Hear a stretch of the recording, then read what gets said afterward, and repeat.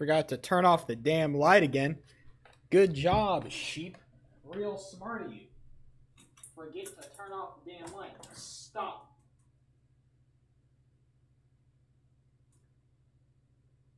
Thank you. All right, ladies and gentlemen. Hi, it's good to be back. It's been a little bit. I know. I took the weekend off. I understand. I understand this. I took the weekend off. Maybe not something I should have done, but it is something I did do because I wanted to go see my family. I spent great time with them, and they were wonderful. I love my family. It's not good to see you. Well, fuck you too, buddy. I'm so glad we're on the same page. A couple of things that we do need to talk about. A is, Hunter x Hunter. I know MJ has been fucking ecstatic that I am engaging in this.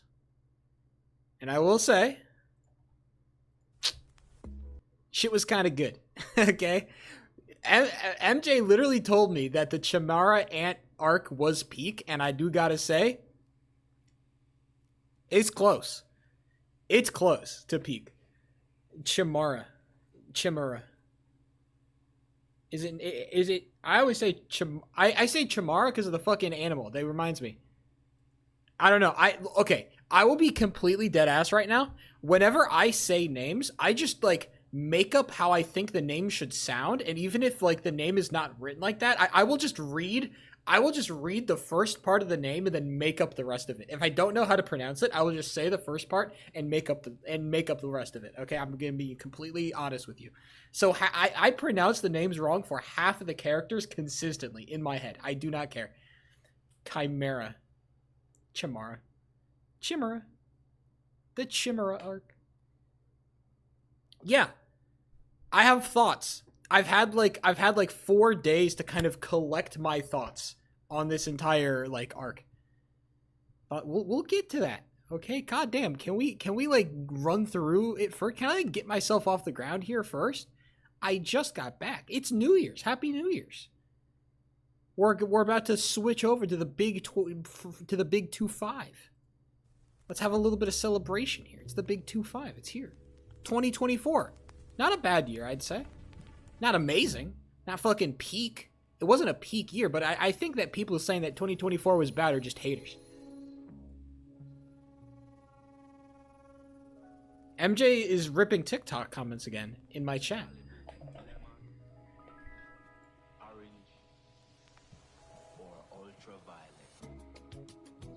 Unfathomable.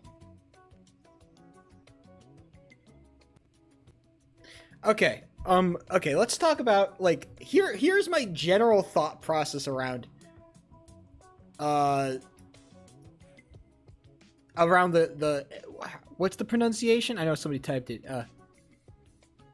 Chimera? Yeah, Chimera. Thank you. Chimera.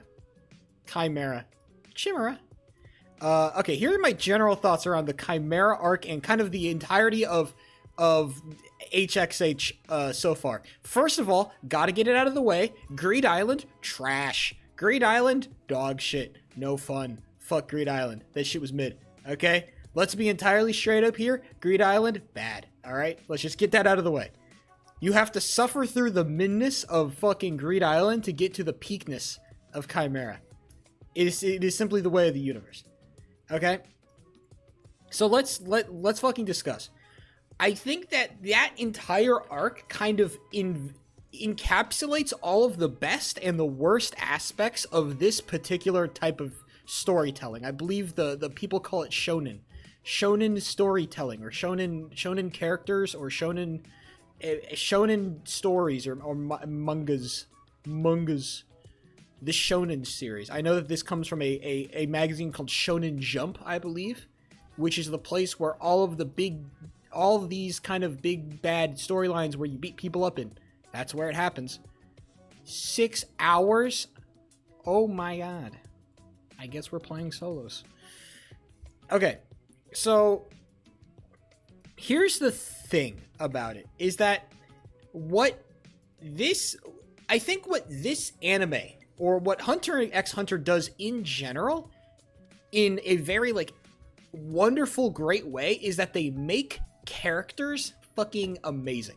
the characters inside of Hunter x Hunter are not only cool as fuck, but they're also like deep and complex and interesting and dynamic, and then the way that they interact with each other is so on brand and so understandable and so meaningful, and so fucking everything about the way that their characters are built. Hunter x Hunter builds amazing fucking characters.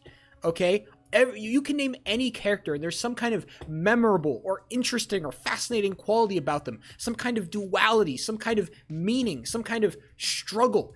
No character is perfect, but every character strives to be perfect. That's kind of the entire overarching theme of Hunter x Hunter. Trying to reach perfection, trying to reach the best, trying to be the best you can be. Working hard, trying to be, you know, better the next day, right? And they make great characters.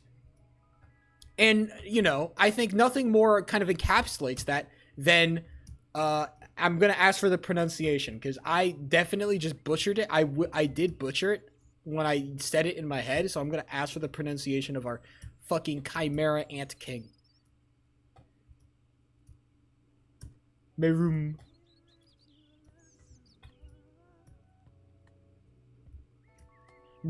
Meruem? Meruem? That sounds kind of weird. That feels... I feel like I'm pronouncing the ooh a little bit too hard. Merum? Can I just say Merum? Merum. Merum. Merum. Hey, what's up, Merum?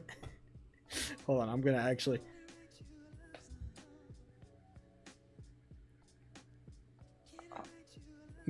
Merum? See, I hate the Merum. Merum. Hold on.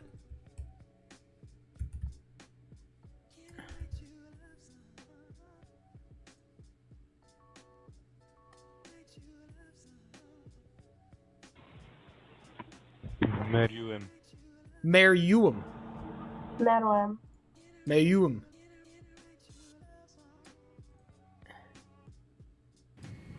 What does this guy think? These videos are amazing. As well as how to say more. How do you say it? Meruem. Meruem. I can't, dude. It's like got a weird R roll that I can't do. I cannot do the weird R roll. Meruem. Meru. See, I see the. There's like a there's some kind of R sound I literally cannot fucking make. I'll just say Meruem, alright? You're gonna have to just suffer, alright? I understand it's not gonna be fucking amazing. I'll just call him King. I'll just call him the Ant King. Meruem. I'm sorry, bro. I cannot do it. I cannot pronounce it. I'm unable to. Okay. So I think what I was saying before, what I was saying is that HXH makes peak characters, right? None is more kind of like, I think the two standout characters for me throughout the about the character in the new characters inside of this arc are the Chimera Ant King, he's fucking peak, and then also the Pipe Smoke motherfucker, whatever the fuck his name is. Pipe Smoke motherfucker, he's fucking so sick. Shout out Morel. Yeah, that motherfucker. Shout out him. He is peak. He is absolutely peak. 100%. Easily peak. Not as peak as Meruem, but you know, he's getting there.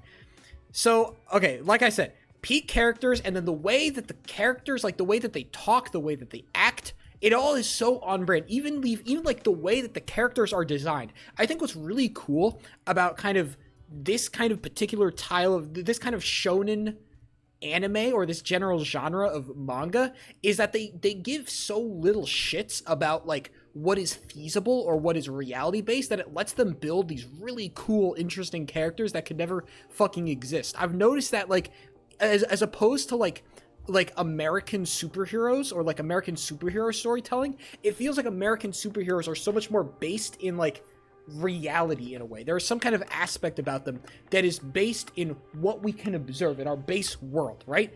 I think the anime shit, it's so less, they cater so much less to that aspect.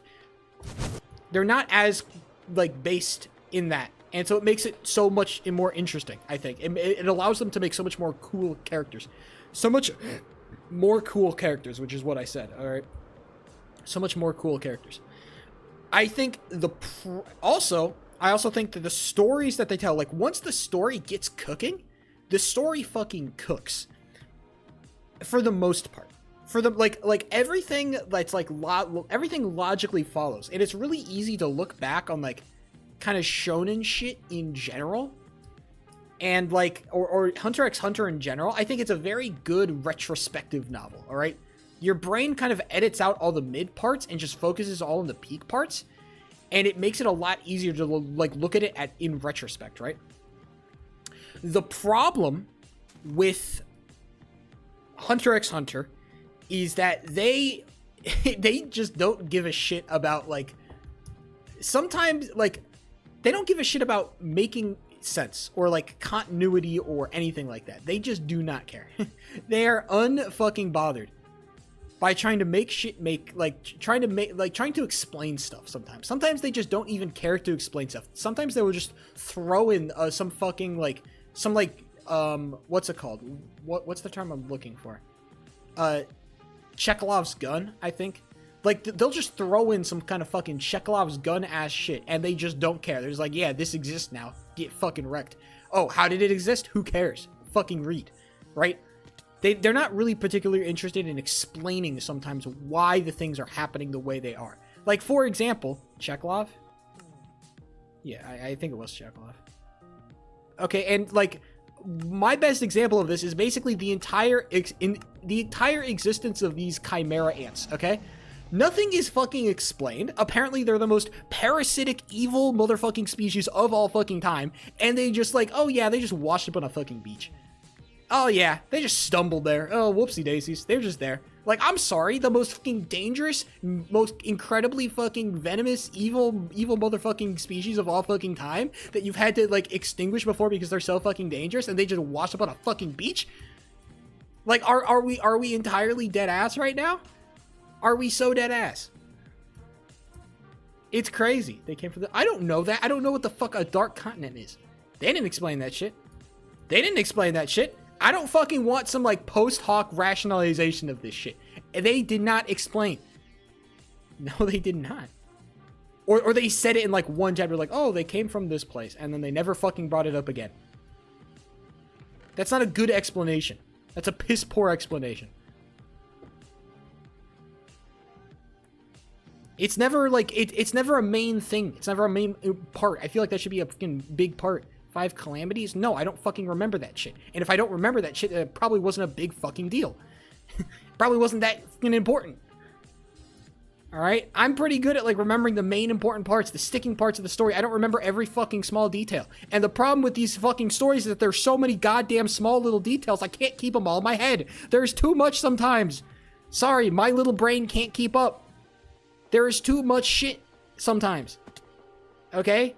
It is too overcomplicated. It's going to be important. Well, when it's important, call me. Okay? When it's important, fax me. And I'll be there. But right now, that shit was poorly explained. They kind of just fucking appeared. It was probably one of those gigantic yap sessions that I may have fucking skipped through. Because sometimes they're just so long. I'm just like, get to the fucking point. Oh my god.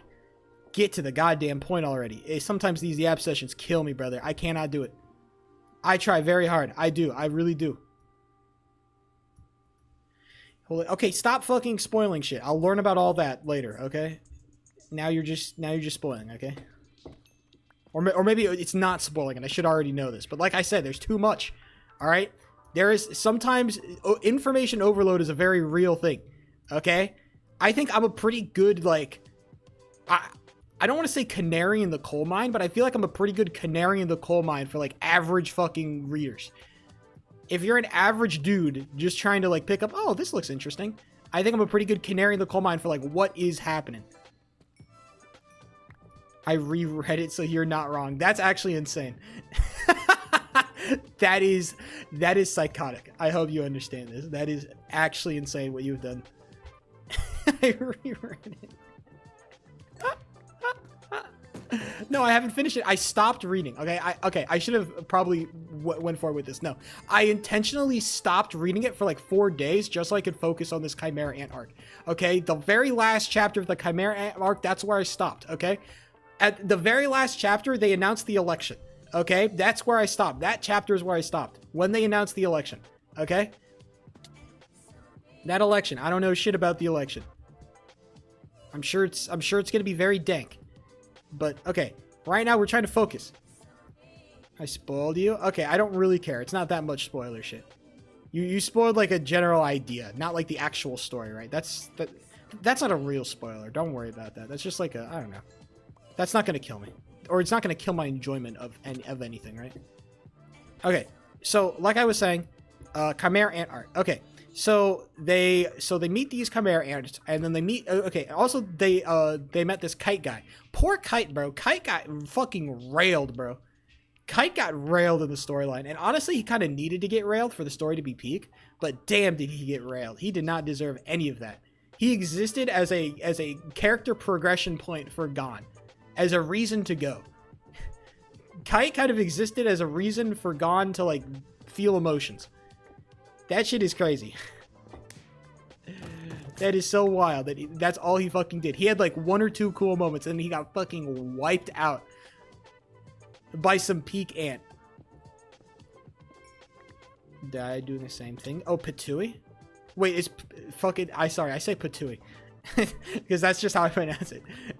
Patui. Okay, yeah, no. Yeah, so, okay. Speaking of that, thank you for bringing that up. Because I do want to quickly kind of touch on you know what? I'll touch on that when I get there. Alright, so yeah. So they're there.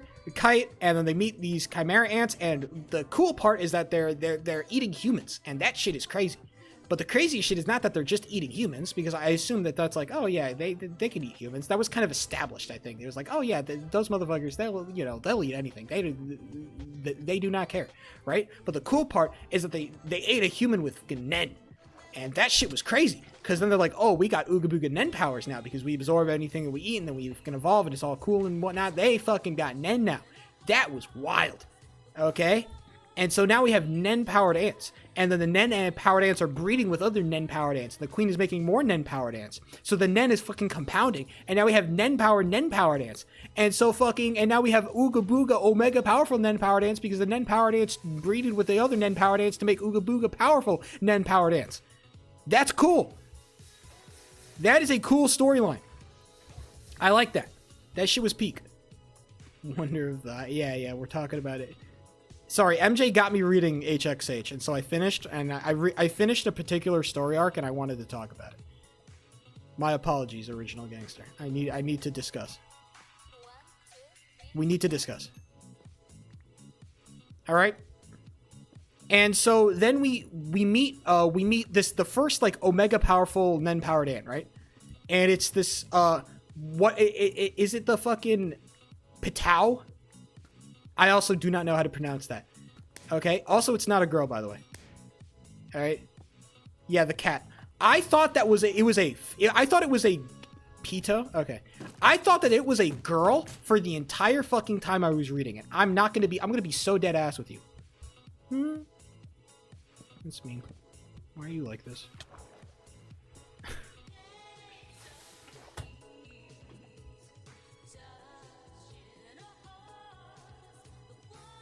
What are you doing, brother? This shit is not gonna work, my brother. What is bro trying to do?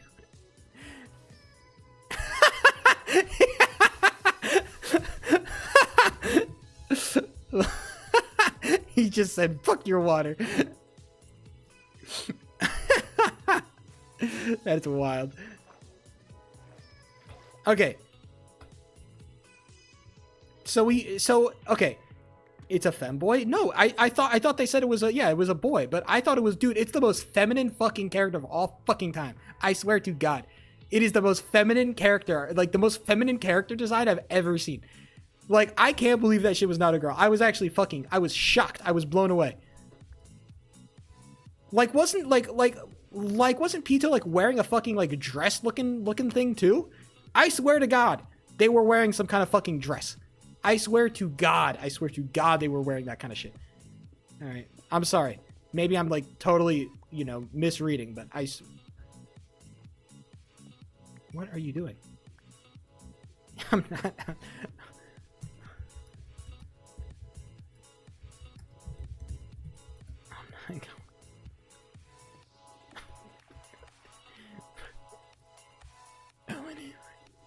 Jesus, get over it. Bro actually needs to get over it. It's like a long sweatshirt. Yeah, it's a fucking dress. Okay, bro. Yeah, also a long sweatshirt is like really. That's also kind of like a feminine character design. Okay, that is also like women wearing oversized sweatshirts. Like, come on. That shit is absolutely feminine. Don't lie to me, brother.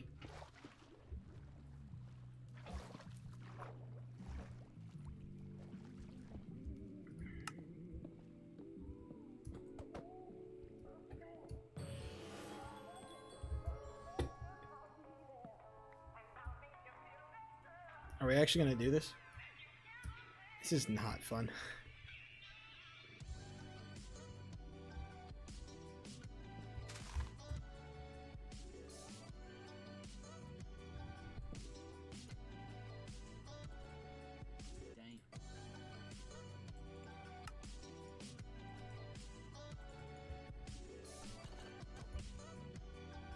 He has fucking diamond armor. Kill me. Yeah. Brother, if I cannot play the game because you were fucking stalking me the entire time, I'm just running. Thank you. Fuck your kill, cunt.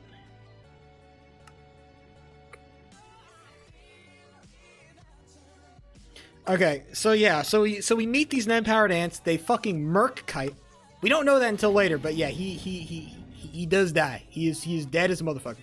Right? And then we figure out, like, okay, what's the purpose? What's the purpose of the queen? Because the first thing that we met is the queen. The queen bears the ants, okay? What's the point of the queen? The purpose of the queen is to build the king. The king is supposed to lead the colony, and they're going to make the colony big and strong, and they're going to kill everybody. All right? And they're going to rule the world, and they're going to, like, assimilate everybody like they're like a species, right? It's what a species do. They build, they grow, and then they assimilate. All of this is so far, like, pretty dank, pretty sick, pretty straightforward. We all understand this. What starts getting wild is when they actually have the king, because they're not supposed to have the king this early, right? The entire point of like they start bringing in the big dogs. They bring in the old guy. They bring in a bunch of like very strong Nen masters. Like, yeah, this is a problem. We got to deal with these people. Like these ants are strong as shit. So you know, we brought in the big guns to deal with them. The problem is that because the ants are combining with humans, they are peak ant. Okay, and the problem with peak ant is that they are super strong, and the king, it gets born like way early.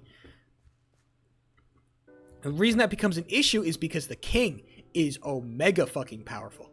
Not only is omega powerful, he's omega egotistical. In fact, all these ants are egotistical. That's the crazy thing about this arc. The way that they've bonded these two species together, human and ant.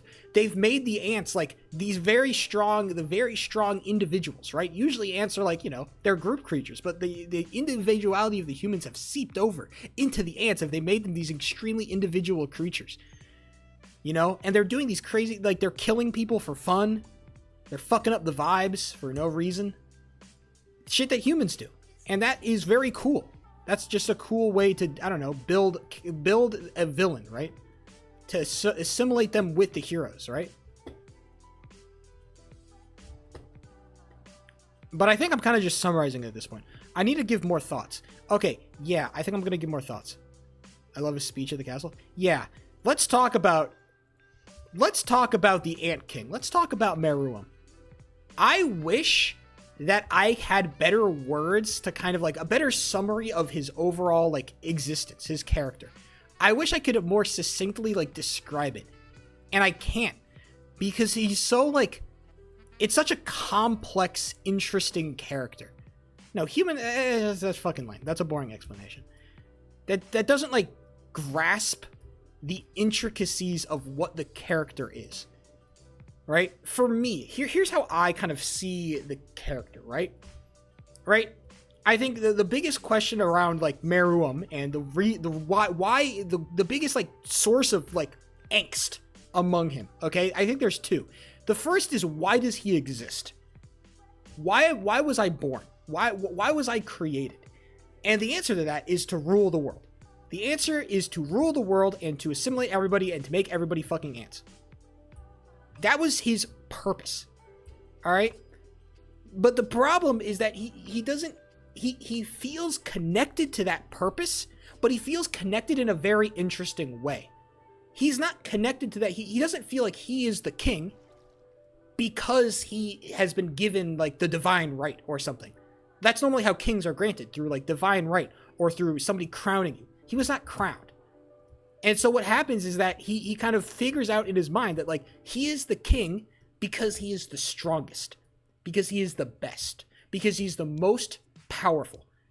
And that kind of egotism is so overreaching that he not only has to be the best, he has to be the best at everything. He has to be the best at fighting. He has to be the best at any game, any rule set, anything. He needs to be the best. And so what happens is that we get this like this slow kind of character progression as we meet all these characters, and as they're fighting the ants, and as they're devising this plan on how to stop the king, and how we're devising this plan on how the king plans to rule the world, and all this shit. We getting these small little moments where we meet the king, and he's inviting all these humans that he's captured, and some of them are like the best players. They're the best players of like a board game. And the king needs something to do, so he's been using this spare time to play board games with fucking humans, because he already knows he's the best. He doesn't need to train. He doesn't need to strategize.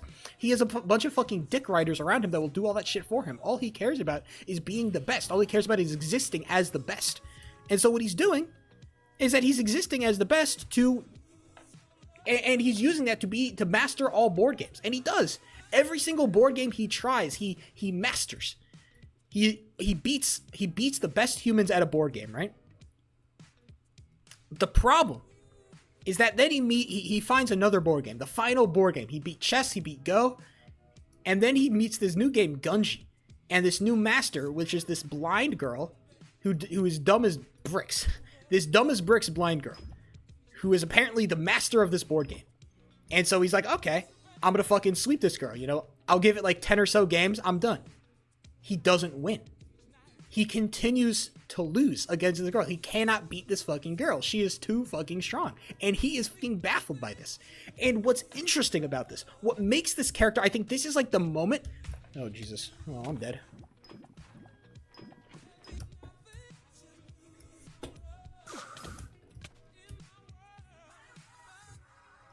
Of course he's got fucking...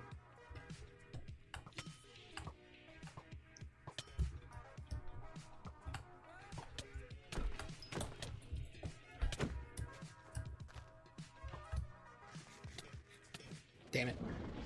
Yeah. I got snuck up on anyway, and I was not focused at all on the video game. That's entirely my fault.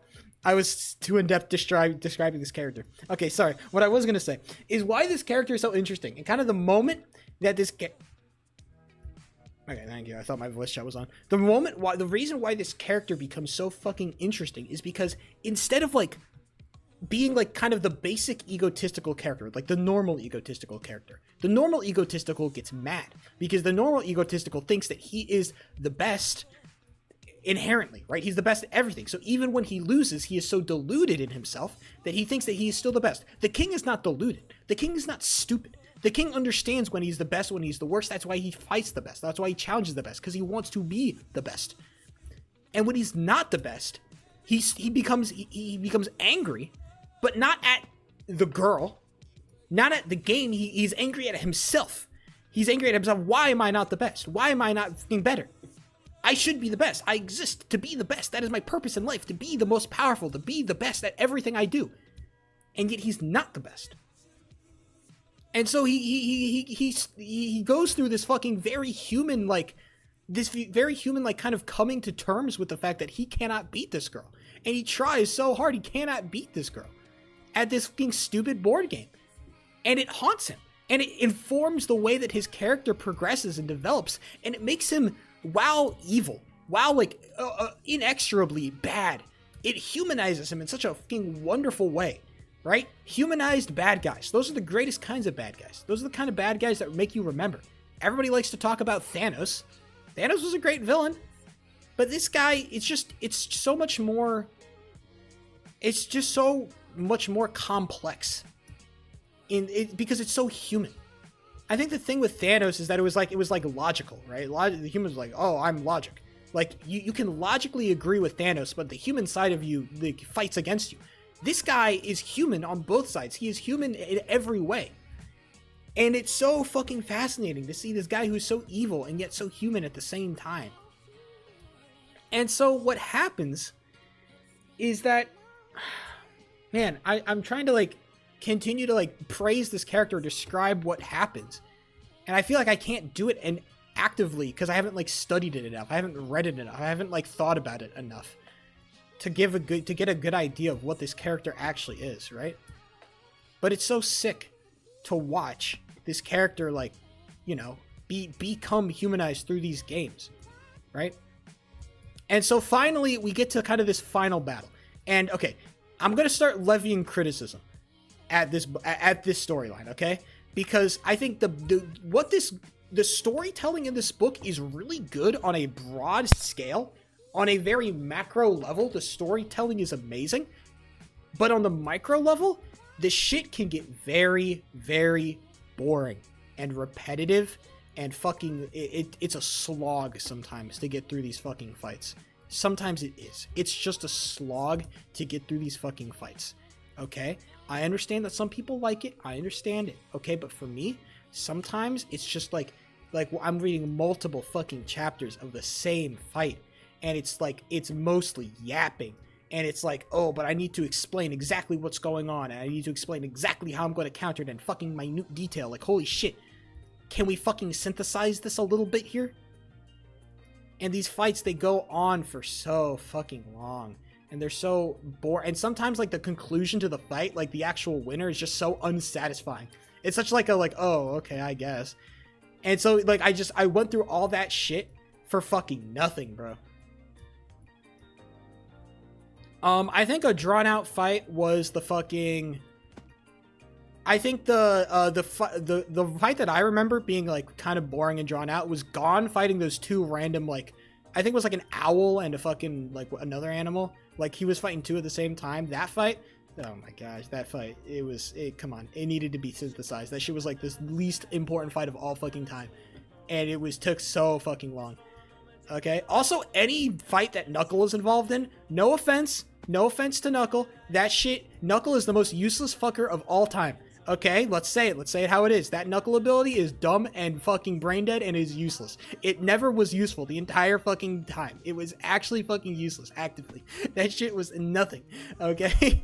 That ability was so goddamn lame, bro. Let's be so fucking dead ass here, okay? That ability was so lame, dude. Golly.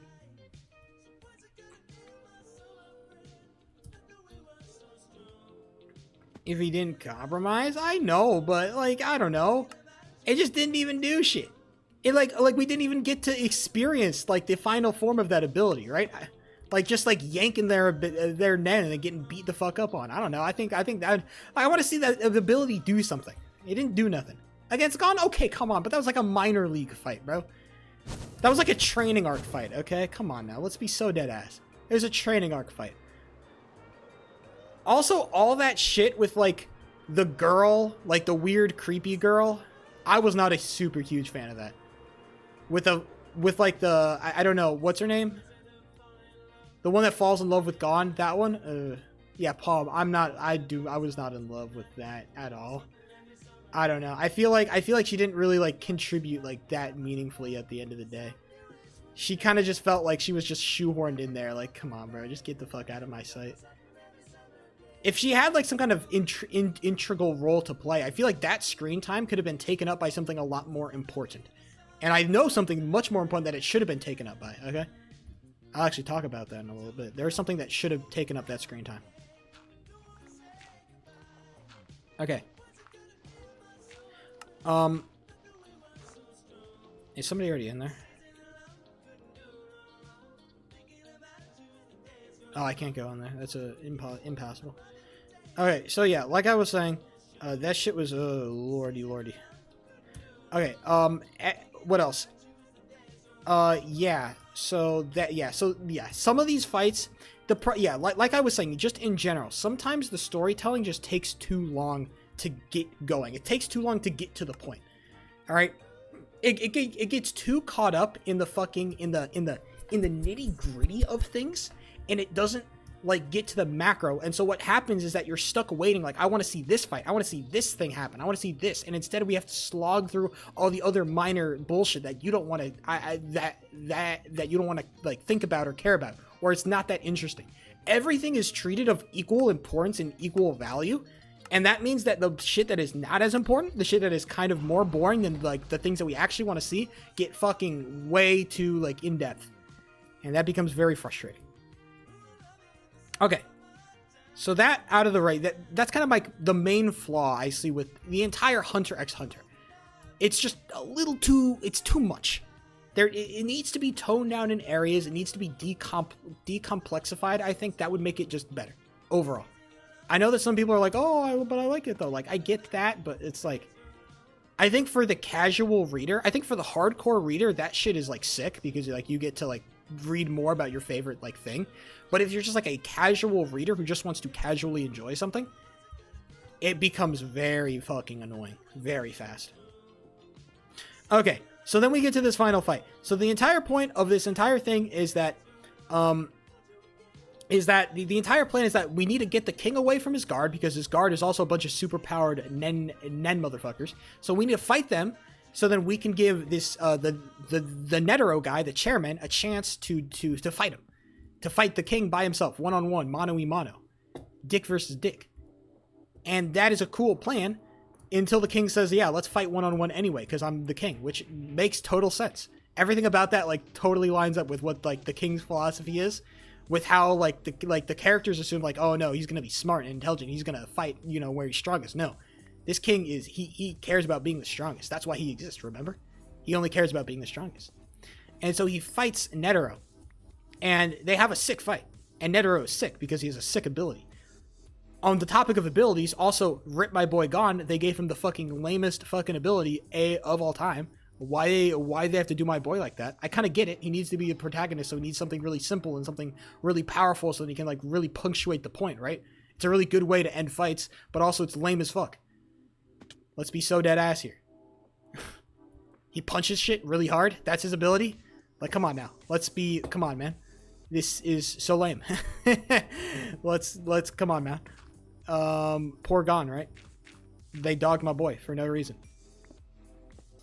Okay, so we get to this fight, and they have this fight, and as I think everybody kind of predicted, right? I think the way they characterized the king as being this ultra powerful, overpowered thing, and he didn't even need to fight anything. Like, the king had not fought anything before. He just existed, and then he fights one fight, but everybody kind of assumed that he was going to win. Everybody's like, yeah, 100% he's going to win, and he does. He doesn't, he slaps the shit out of Netero, all right? Netero didn't stand a chance. He got like one slice. That was it. You're like, oh, I see you've hit me. Right? And so this is where I kind of start to like, this is where I start to lose the plot a little bit. This is the one plot point that I get a little bit frustrated by. I dislike this plot point. What happens is at the end of the fight, we're like, oh, the king won. What are we going to do? What's what's the backup plan? How are we going to kill this guy? Because if we don't kill this guy, then he's going to like take over everything. He's an evil bastard, right? What they do is that they implant a fucking bomb inside Netero. Netero dies. The bomb fucking goes off. A nuclear fucking bomb. It doesn't kill. No, the bomb itself doesn't kill the king. What kills the king is the poison that is left behind by the bomb. The bomb is actually a poison bomb. See, it's like a nuke. And so it's a poison bomb.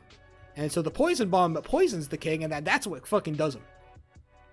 And that is like, that creates a very cool and interesting and fun and sick scene at the end of the book. We'll talk about that. But I think it is such a fucking, like, for me, it is such a fucking, like, it's such a shoe-in thing. It's like, oh, come on, really? I wish that they would have done something to set this up in any way, anything, just to set up this, like, idea that, like there is some secret plan, there's some kind of bomb, there's something, anything there.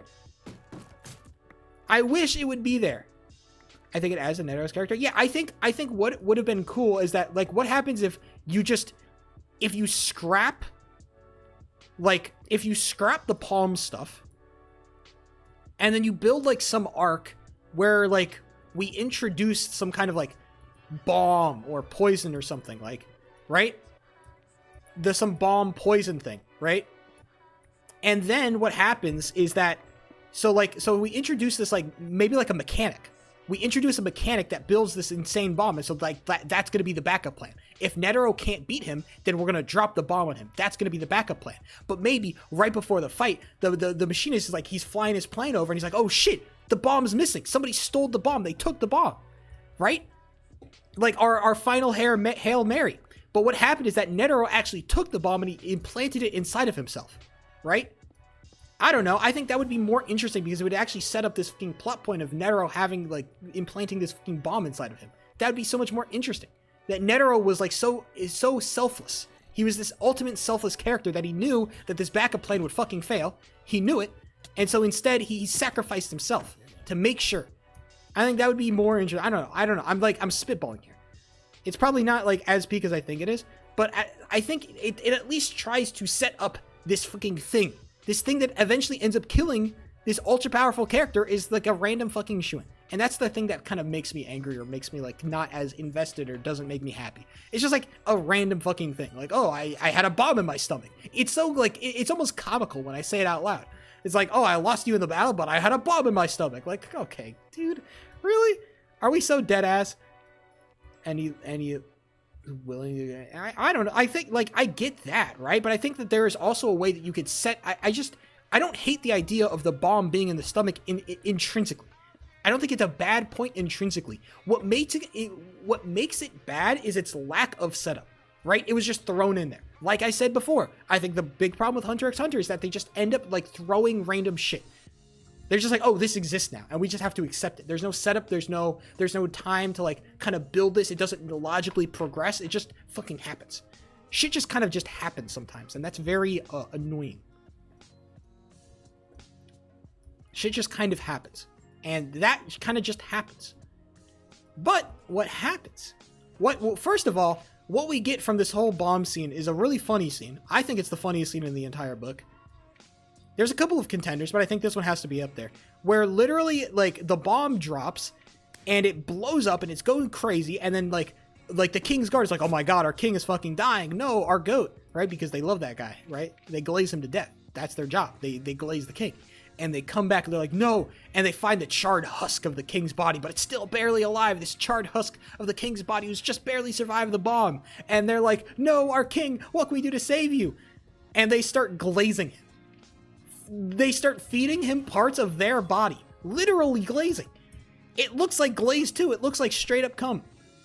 They start glazing the king, and the king comes back to life. They glaze the king back to life. That's how peak this is. They glaze the king back to life. That shit, I was fucking crying laughing. When I first read it, I'm like, no, they didn't. And they did, and I was fucking dying laughing. That shit was hilarious. Glazing the king back to life, it's peak. Now, theoretically, if you wanted,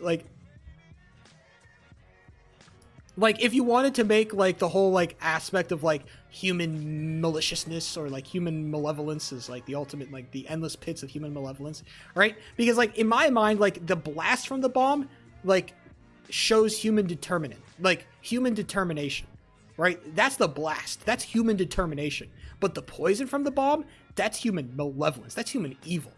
And what it shows is that, like, human determination was not strong enough. No amount of determined individual could beat this guy. He was just too fucking strong. But you know what can beat him? The fucking evil.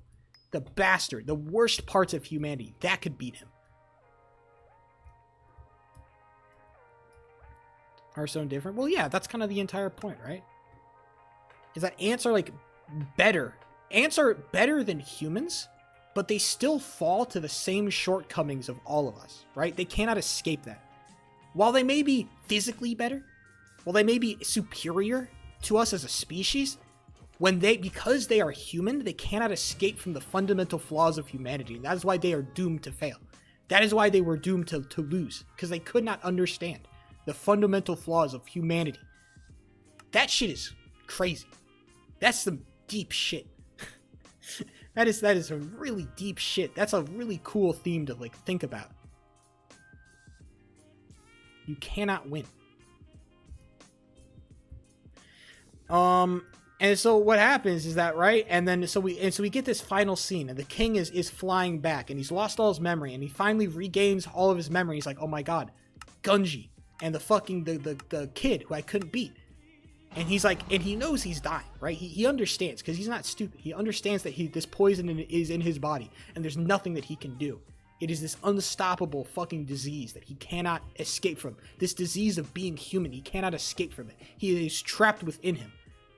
And he knows he's dying. And in his last fucking final, like his last hours of being alive, he goes back and he finds this girl. And he plays Gunji with her until he dies. And he's never able to beat her. Even when he dies, he can't beat her. And that shit is like, I almost cried. I almost shed a tear. And I'm man enough to admit that. I almost shed a tear. Because that shit was fucking beautiful. And I'm trying to like fully understand like the ramifications and what that means for the character. Right? It's like, for me, like it was like this kind of like I'm trying to like tie it into like this theme of like love for the game, right? Because like I'm trying to find this like theme of like what it represents is that like the entire theme of this book, right, is like trying to get better, always getting better, always working for it. It's about the journey, not the end goal, right? You're always trying to reach that end goal, but ultimately, like, what's interesting and what's fun and the best part about it is the journey, the process of getting better, the process of learning and improving. That's what it's all about. And the way that they're able to tie in, this villain was not the antithesis to the story. He was the embodiment of it, right? The main theme of this entire book was centered around the villain. This guy embodies it just as well as like anybody else, any other character. That is so fucking cool. It's so rare that you see a real like villain do that kind of shit.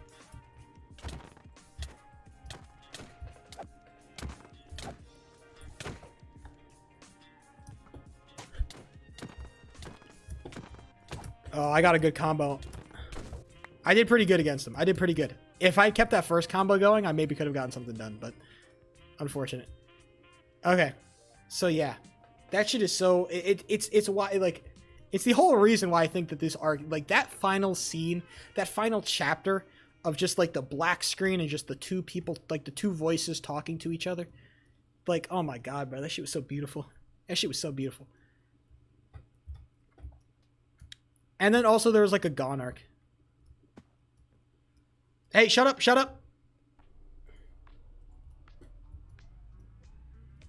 That's fucking spoilers.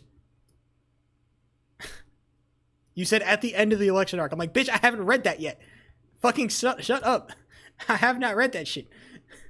Bro, I stopped myself from reading so I could talk about the fucking Chimera ant fucking arc on stream. Stop fucking spoiling this shit. Okay, but yeah, basically, yeah. And then also some shit happened to Gon. I think if I paid more attention, it would have been more cooler. Poof is in... Remind me of Poof. Which Poof are we talking about? Oh, Butterfly guy. I don't know, bro. I was never like super hot. I don't know. I feel like he always felt like kind of like I think he existed to Glaze. That's kind of his fucking, it was his main goal. Oh yeah, also he tried to like, okay, sorry, let me like rethink about this. I never really considered it. It was like, I think it was cool what he did. I think he added an interesting dimension to the whole like King storyline, right? Where it's like what will you do for love, right? This whole different dimension of like this whole different theme. Like how far will you go for love? If you love somebody so much, will you fucking will you go against their wishes for the sake of love because you think you know better, right? And like to a certain extent, like he was kind of correct, I think, in a lot of ways. Like Poof ultimately, like when he said like, "Oh, this is an unnecessary distraction," I mean, he was objectively correct. It was an unnecessary distraction. it let the enemy get valuable intel on your plans and your base, right? It was the kind of important. But I don't know, man. I don't know. I feel like I focused a lot less on Butterfly Man. He never really fought anybody, which I thought was sick.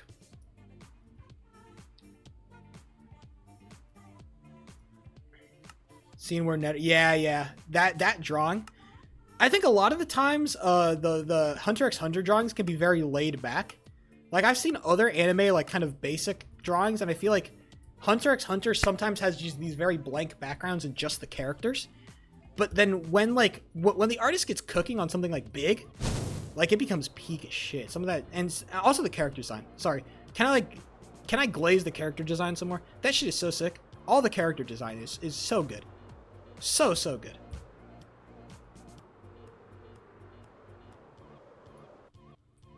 So good.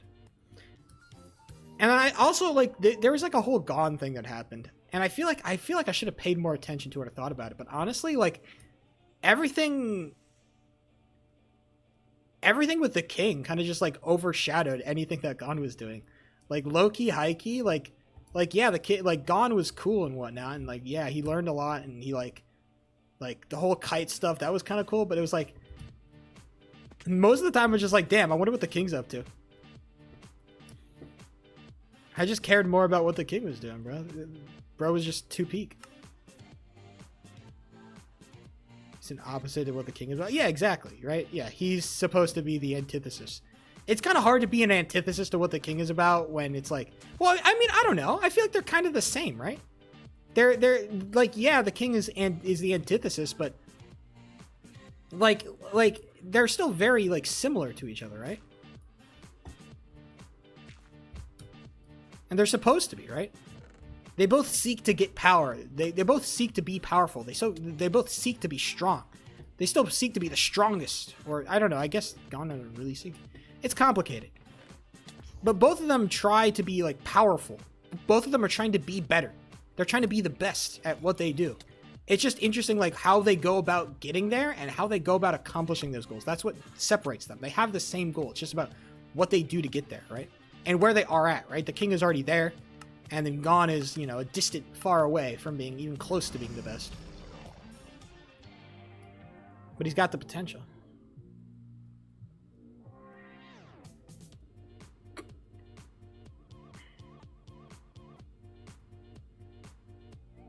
And so then, like when Gon finds out that, like, King, like, the kite can't be revived, bro goes fucking Hulk. Bro becomes the Hulk. Fucking bitch slaps this fucking bitch slaps the femboy, probably to the dismay of all the horny fans out there. The rose bomb in the middle of the city. I don't think it was ever a question. I don't know. I don't think it's a question. I don't think it's like an interesting hypothetical. Maybe that's just me. I don't think it's an interesting hypothetical. I don't think it matters. It wasn't even a problem, right? Netero was like, hello, king. Let us take this battle to somewhere where they can't distract us. And the king was like, yes. That's peak. Did my face cam freeze? Of course it did. Fuck.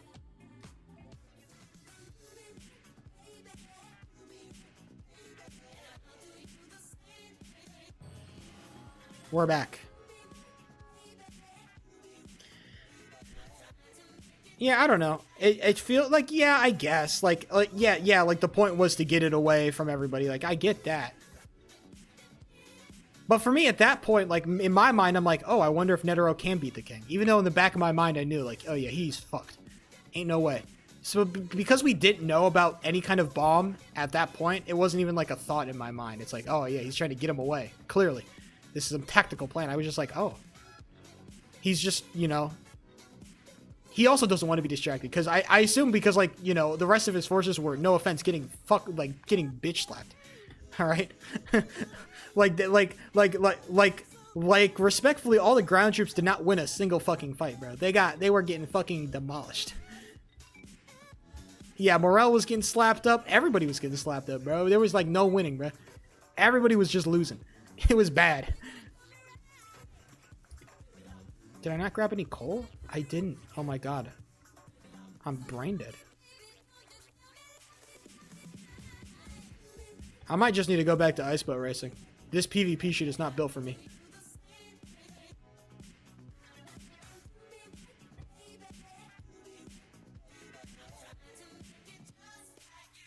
Oh, there's gold there too. Fuck, give me some coal. So yeah. You need to finish? I'm sorry, bro. Let me fucking take my time with this.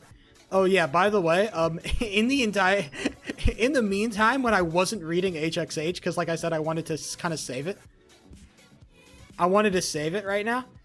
I read basically the entirety of fucking, One Punch Man. I basically just fucking read the entirety of One Punch Man. That shit is bad. Okay, let's... Yeah, that shit is... One Punch Man is so fucking mid, bro. Golly, I do not like it. It's so mid, dude. Golly.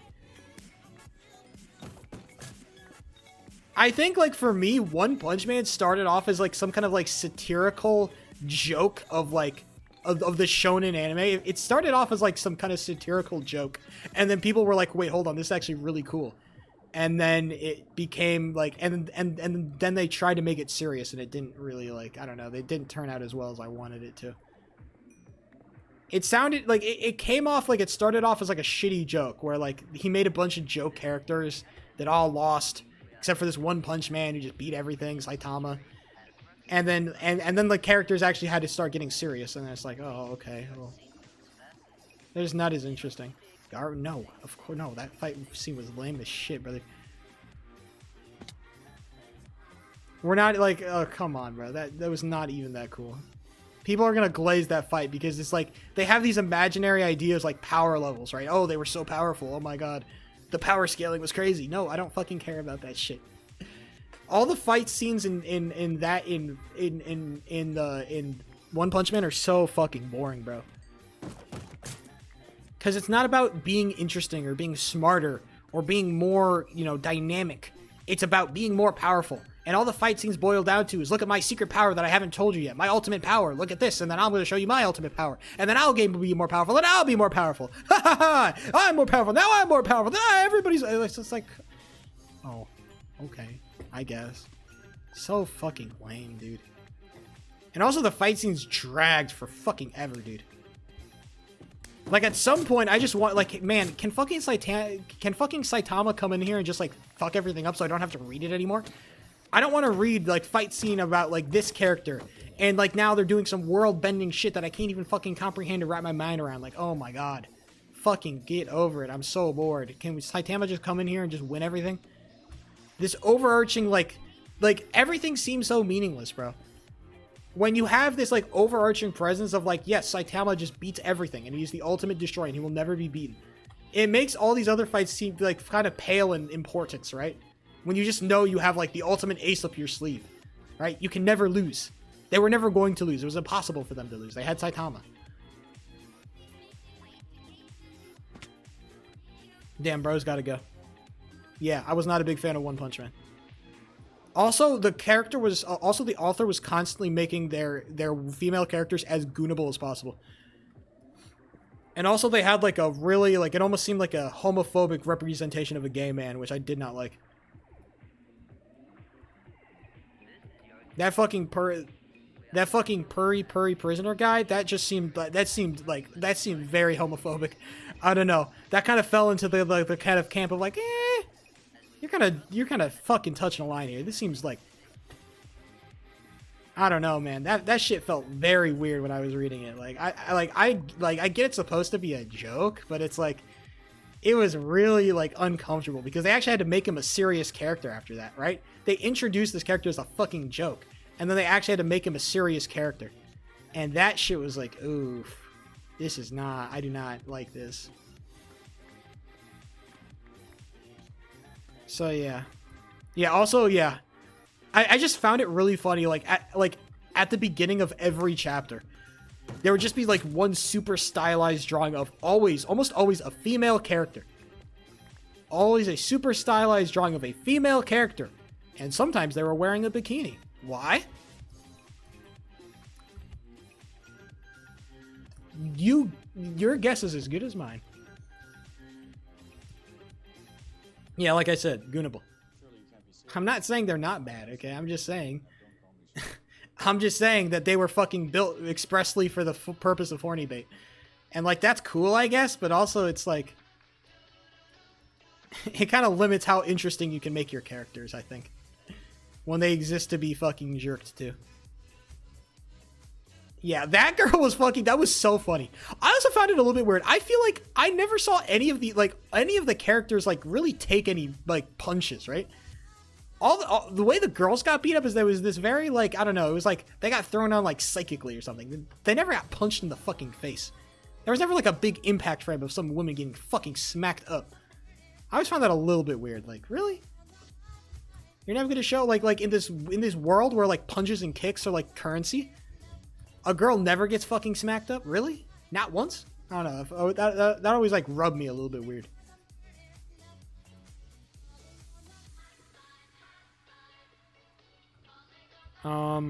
What else? Yeah, I don't know. I didn't really care for One Punch Man. The drawing was good. The art was good. I have to give credit. I think the art was I don't want to say better. I think the character design was worse and much less interesting than Hunter x Hunter, but the actual drawings, like the physical art, I think was, like, very, very good. So I have to give credit there. Good artist. Story itself, it's boring. Would not recommend One Punch Man. Do not read it. It's not worth it. It's not very interesting. It drags way too fucking long, and I think there's not really any interesting payoff to anything that happens. There's no, like, deep emotional stakes, anything to get invested in. It's very much kind of like a get it and forget it kind of thing. So yeah.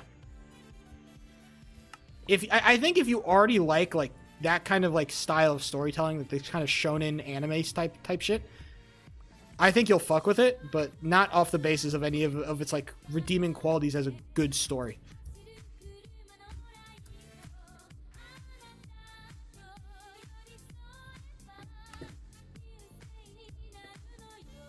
So yeah, think about that as you will, you know. Consider that as you do. And that's all I gotta say about One Punch Man.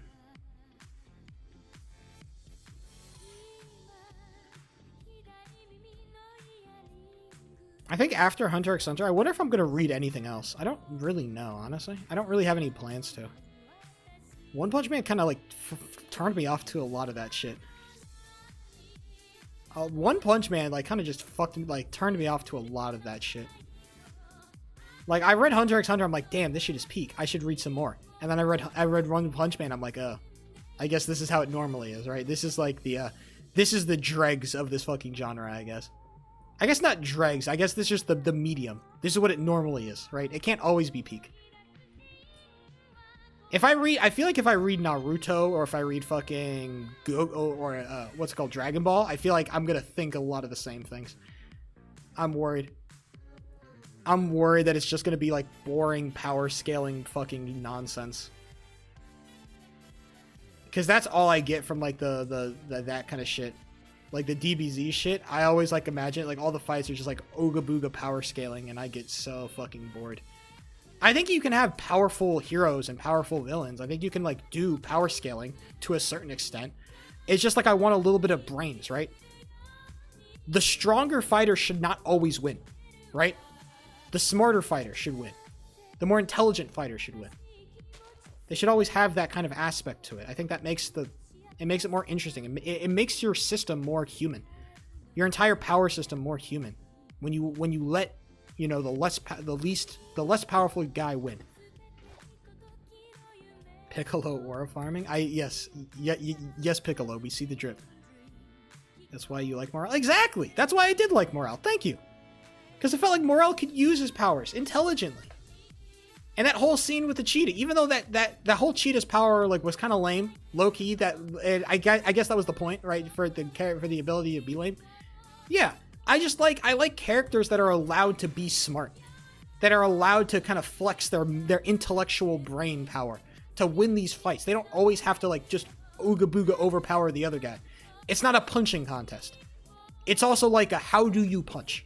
Why do you punch? Why are you punching here and not here? Why are you targeting this area and not this area? Why are you doing this and not this, right? There's some kind of like, there's brain behind the brawn. And that's interesting. That's fun. That makes these giant, powerful, omega strong fights so much more deep.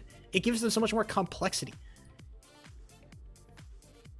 I don't want like just ooga booga smart shit for the sake of it. I think I like the big powerful fights. It's like I am like that has all the same draws and appeals to me as I see from everything else. Like I understand why people are into that kind of stuff. They love to read these mega powerful fucking characters fight against each other and like these ooga booga powerful battles to see who's the strongest, right? That's cool. It's fun to read, it's fun to watch, it's fun to draw. Like all that shit is cool. I just think it makes it so much more interesting and stimulating when you add that element of like there's also smartness, right? Power is not the only determinant factor of who wins a fight. I don't know. Again, maybe I'm just yapping. But that's how I feel. I'm trying to find a lava pool right now, if you're wondering. Read One Piece? Oh boy, One Piece sounds like a slog. How many chapters does it have? Like 1,000 something? Like, golly, brother. One Piece sounds like a fucking slog, dude. Maybe, I feel like the problem with One Piece is that it is peak and then it becomes dog shit. And then it becomes peak and then it becomes dog shit. How am I supposed to convince somebody to like, I think anybody who says that like One Piece is the greatest story of all time, they are absolute fucking dick riders and they need to be silenced. They should not be allowed to talk. Because I hear that shit so much from these fucking One Piece glazers, these dick riders, bro. It's like One Piece is the greatest story of all time. I'm like, I haven't even read it and I call cap.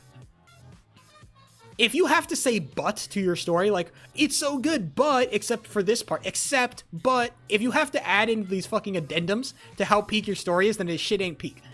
Okay? You're welcome. Hi. Sheep here. I'm not gonna call fucking Hunter x Hunter the greatest story of all time. I'm not, because I think it has very strong and very apparent flaws. But I'm not gonna call it bad. I'm gonna say it's very, very good, and I think you should read it. I think you should give it a chance. I think some people aren't gonna like it, and that's fine. You should give it a chance because it deserves that. Because of all the flaws that it has, I think that its strengths outweigh its flaws substantially.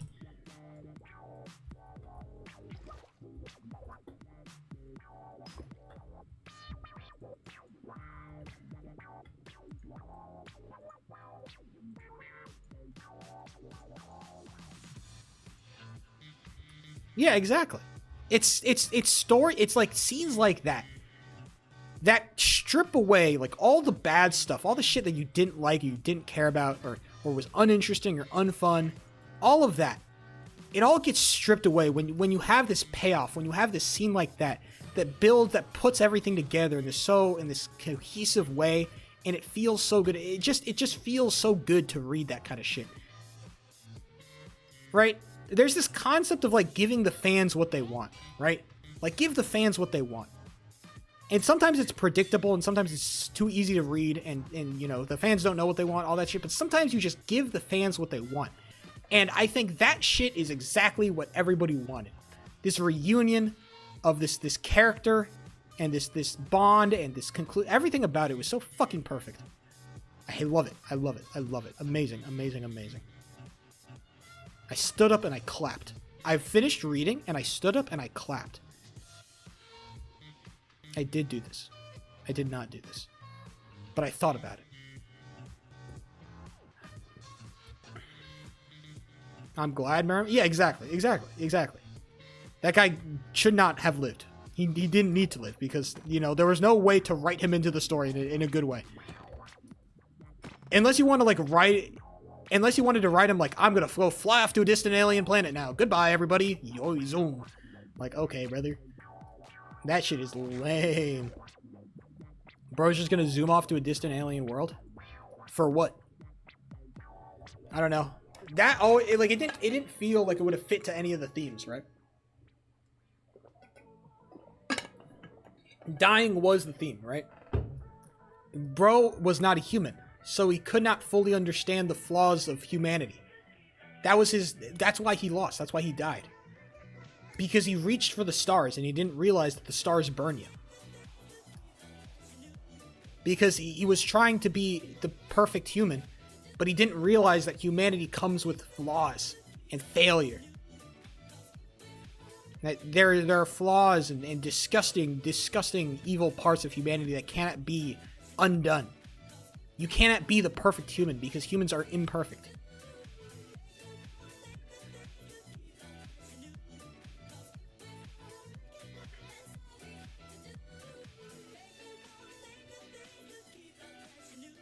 I'd like to find somebody to fight, ideally.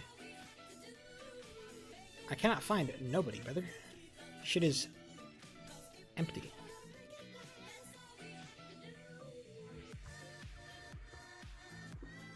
I feel like, are there any, like, hold on. What? Oh, there are actually a lot of legendary weapons that have been taken. Oh, shit. That's kind of a problem. That could be an issue. Yeah, so that's I think that's the conversation done about Hunter x Hunter. I think that's all I have to say about it. I'm going to start reading it again. Maybe not tomorrow. Maybe the next day. I don't know. We'll see when I decide to start picking it up again. Read HXH on stream. This is not a book that is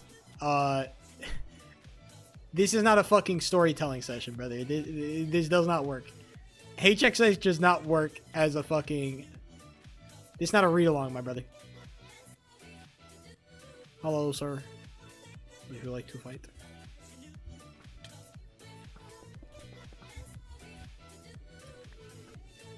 Oh, I see. You'd like to bow spam like a little bitch. I would also do the same. Me and you are not so different, my friend. You're a player? You're on 31, bro. Why are you running?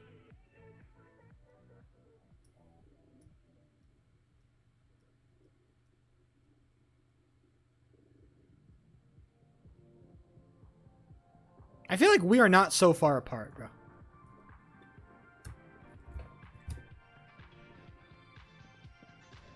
Why are you... I feel like we are not so far apart. It's not ridiculous. Oh.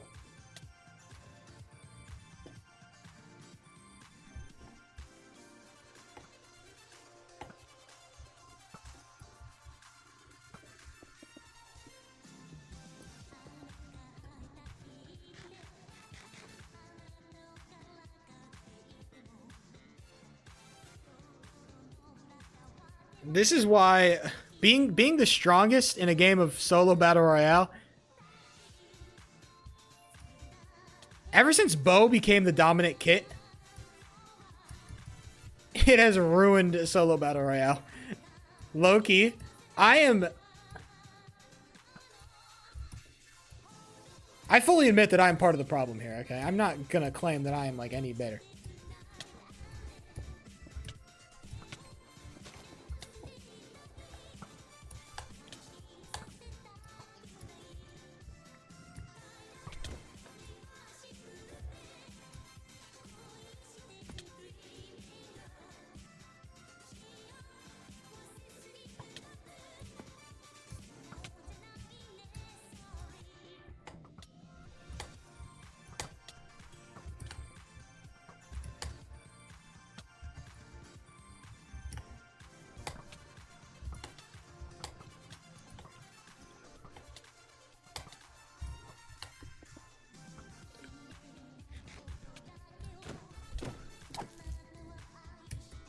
That's so lame! Ah! I hate that. Oh my god. Told you goodnight, Crest. God, I want a fucking woman to fucking step on me, bro.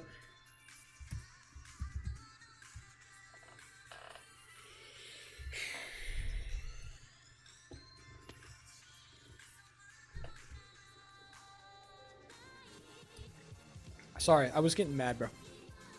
You know what I hate? I was thinking about this. You know what I fucking hate?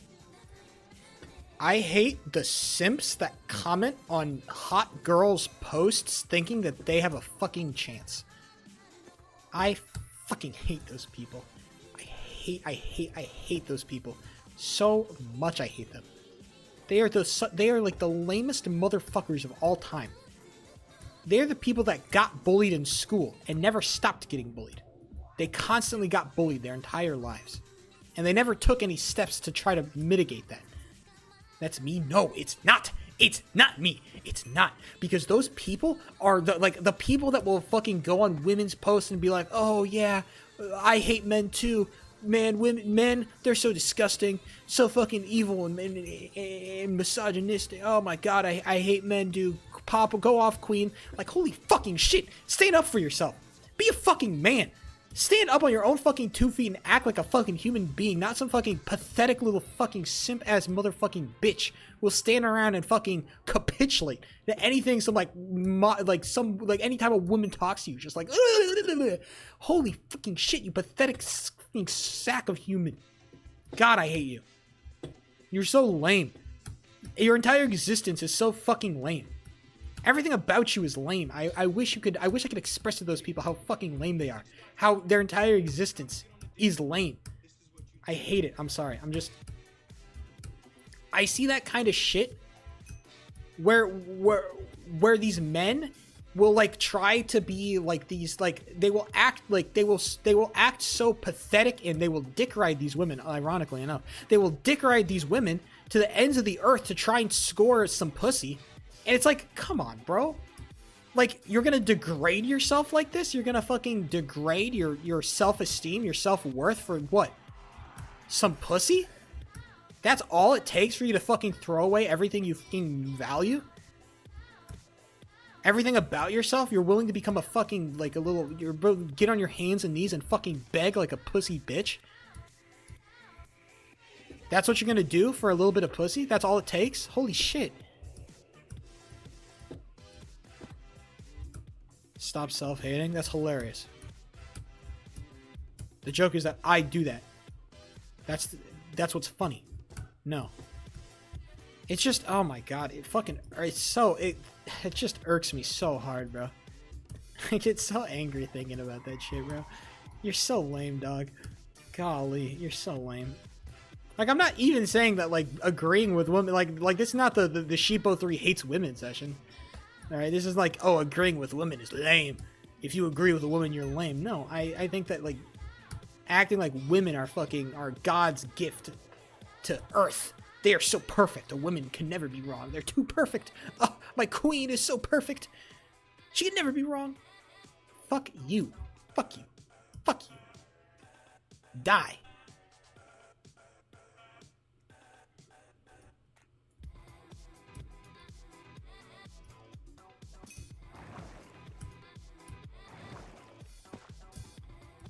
Yeah, that's all. Sorry. I was just thinking about that shit. That shit was pissing me off.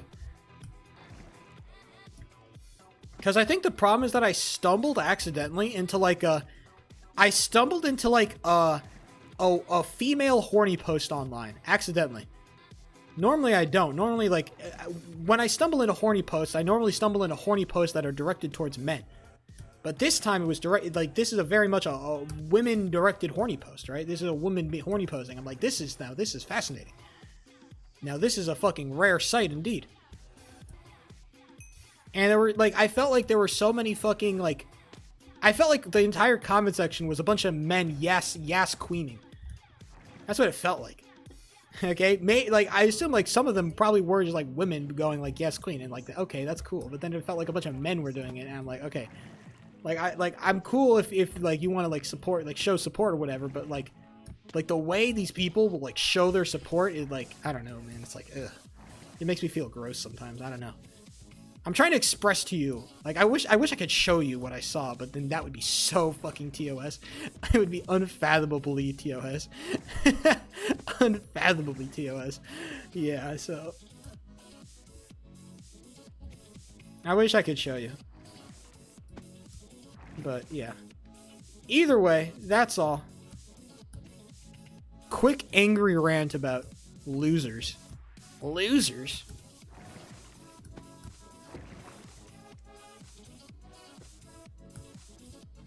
God, this is actually kind of hard. You know what this reminds me of? Celeste. No. It reminds me of Celeste because of how peak it is. Type shit. Is that a... That's got to be a 4, right? I don't know if that's a 4.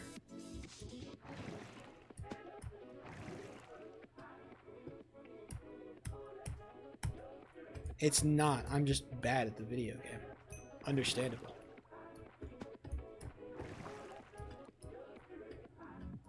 Where?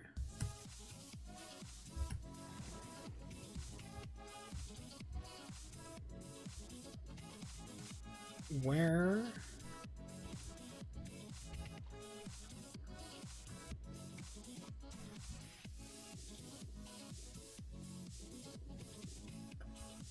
Am I stupid?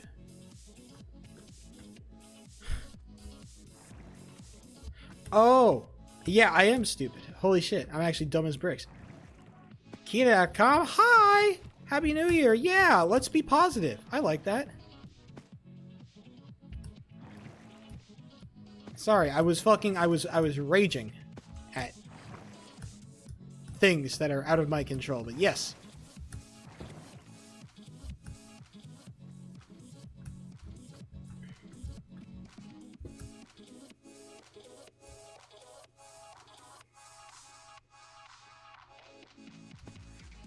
Four years. My brother, you have graduated school. You have graduated fucking school at this rate. That's crazy.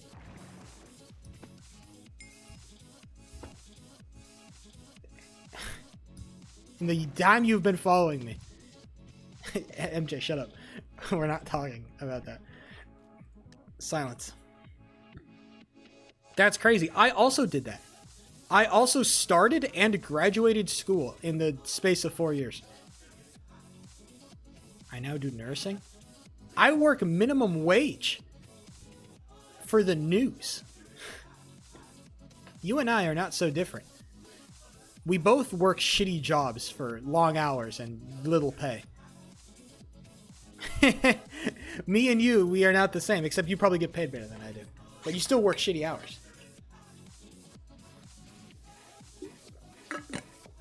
Everything I've ever heard about nursing has been through, like, war-torn faces. I've never seen somebody been like, yeah, nursing. I love this. I've only seen war-torn fucking faces, brother. It has been battle-scarred and bruised, and I'm like, oh, damn.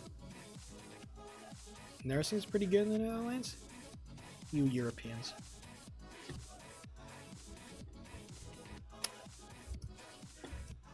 Nursing, become a paramedic? That's a career path. That is a career path and a half. Hey man, I appreciate that. Helping out people, that's an honorable thing to do. Very honorable thing to do. I was a lifeguard once, lifeguard trained. I'm no longer. And honestly, thank God I'm not. Holy fucking shit. I could not do it. Gonna take 8 years. Yeah, man. That's the that is the way it goes, right? Growth. At least you have like a kind of a goal set ahead of you, right? That's fun. It's easy to have like a predefined like kind of goal to go towards. It makes the whole process of like doing that very easy, right? All you got to do is keep working towards that thing.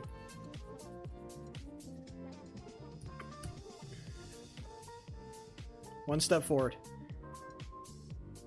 Oh yeah, what was I gonna say? Yeah, speaking of like nursing, yeah, I think I'm gonna fucking go. I think I'm gonna drink an entire liter of beer on stream. Not on Thursday, but on Saturday. I think I'm gonna get fucking wasted on stream. The problem with being wasted on stream, a liter, maybe not a liter. I don't know. I'm gonna drink a lot of beer. I do want to get wasted. The problem with getting wasted for me is that whenever I get drunk, I get vertigo whenever I lay down. And it means sleeping is really fucking hard because I get vertigo super hard whenever I lay down. Weeders legally. I've heard. You know what? Everybody from the Netherlands kind of tells me the same thing about drinking. You won't die? Yeah, I know. It's easy for me because I won't have to drink that much because I'm a super lightweight. So I don't have to drink that much and I can get pretty drunk.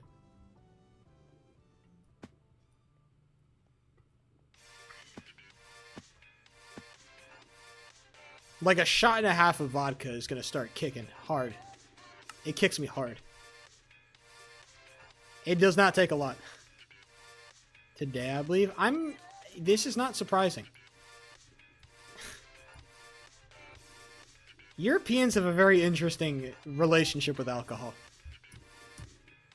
I'd say not totally healthy. I wonder who drinks the most coffee per nation. Coffee consumption per nation. Coffee consumes... U.S. consumes the most coffee. Finland is considered the world's biggest consumer of coffee. Norway, Iceland, Denmark. Oh, okay. Yeah, so you Europeans just like your drugs in general, it seems. Europeans just like drugs. Not a bad thing to like, I'd say. Well, okay, I'm going to rephrase that. It can be a very bad thing to like, actually. I'm going to rephrase what I just said. It could be very bad. Please engage with drugs safely and recreationally. Thank you. Don't do meth. You're welcome.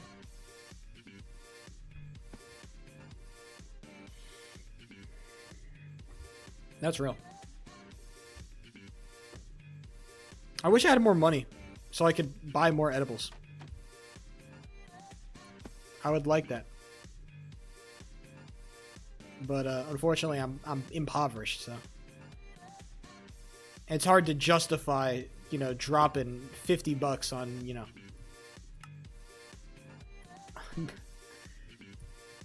Okay, well, to be fair, I also, like, I live by myself in an apartment, and, like, it costs 70% of my paycheck to pay rent.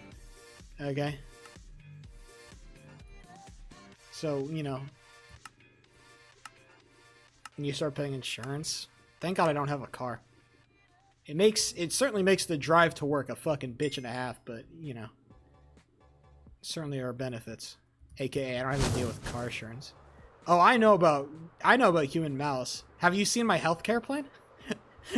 Have you seen my healthcare plan, MJ? I know about human malice. Oh, believe me. I'm perfectly aware.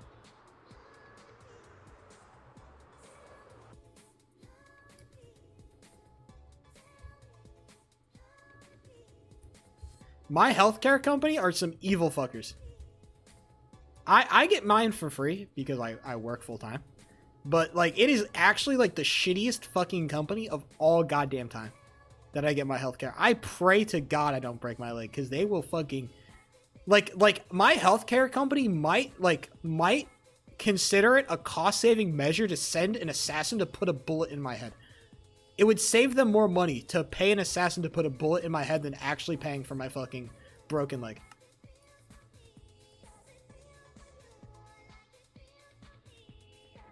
Yeah, I don't know. You think I'm joking? I do not want a major medical malady under my insurance.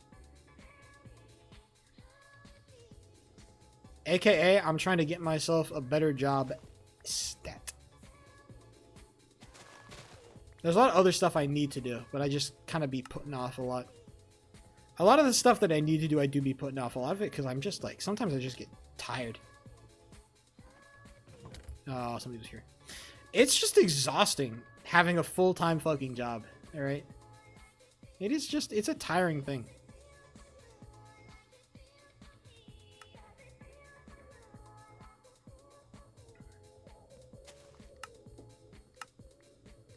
I won't know. Yeah.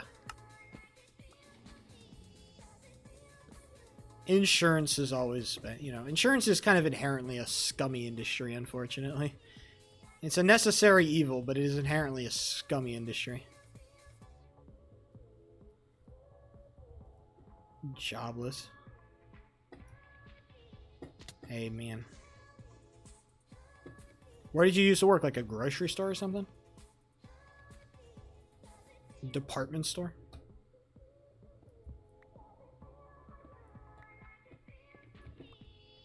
A fry store? What, you sold fries? Bro, put the fries in the bag? That's crazy. That's hilarious. When's that Nuzlocke? Shut up. Don't talk to me.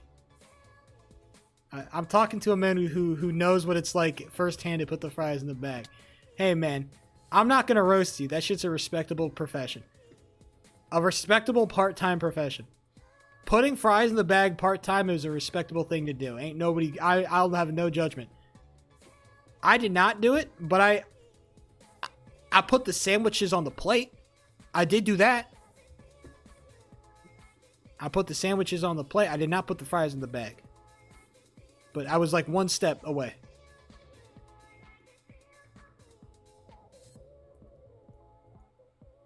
Burn wounds? Yeah, I would imagine.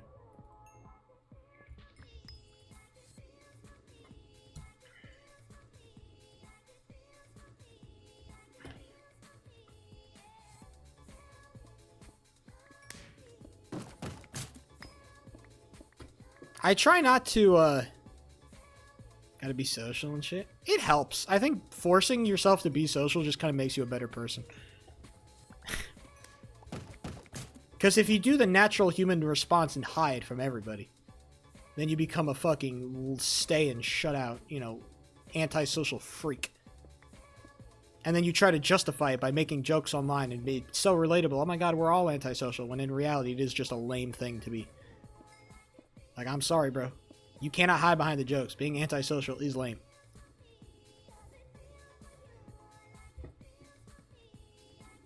Family time. Go be with your family. Or maybe if you're really bored of hanging out with your family, don't.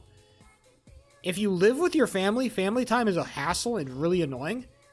But if you don't live with your family, the family time is amazing. I don't live with my family anymore. I wish I was with my family. I want to celebrate New Year's with my family. I'm alone in this bum-ass house. I got nobody. Okay? Suddenly, the family becomes so much more valuable the moment you move out. Shit changes. Like that. Might come back. No. You go crazy. Have a happy New Year, my friend. You love them and shit? Yeah, all that. And a bag of potato chips. And a bag of potato chips.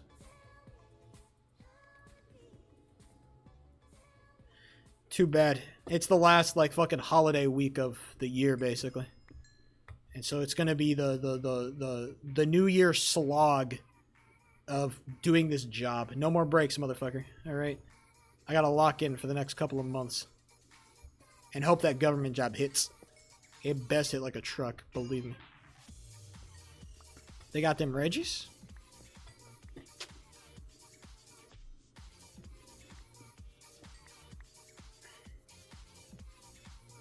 I'm not gonna lie, man. This job fucking sucks, dude. This bike to work every day is actually fucking killing me slowly. I don't want to talk about it, but it is actually, like, it is wearing at my fucking spirit sometimes.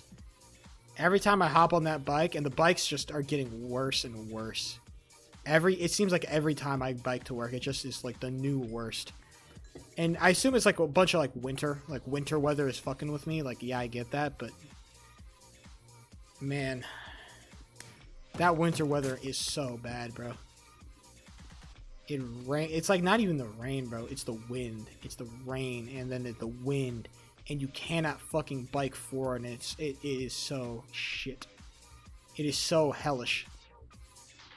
How does J-Dog do it? I think it's because he is... I don't think he has to bike that far, honestly. I honestly think that if I had to bike half the distance, this shit would be like... It wouldn't even be a thing to me, bro. It would be nothing to me if I had to bike half the distance. But because I have to bike so fucking far, it is so much worse. They're just, like, at some point, like, you have to go so... Like, if you're a commute... I think in any circumstance, if your commute takes more than 15 minutes to get to work, then I think that it's going to start wearing on you. Like 15, 20 minutes is the max amount of commute time that you should have if you don't want to feel miserable about your life. Like, and that applies to anything. Car, bike, walk, anything. If your only way to commute to work takes longer than 15 to 20 minutes, then you're going to fucking feel like shit. And your life is going to feel like hell. That's my firm belief.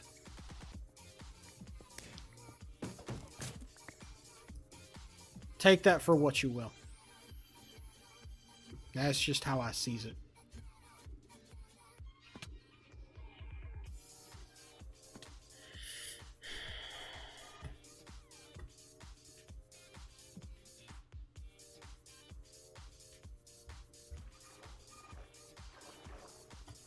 Damn, nothing burger of the game again. I just want to go ice boat racing.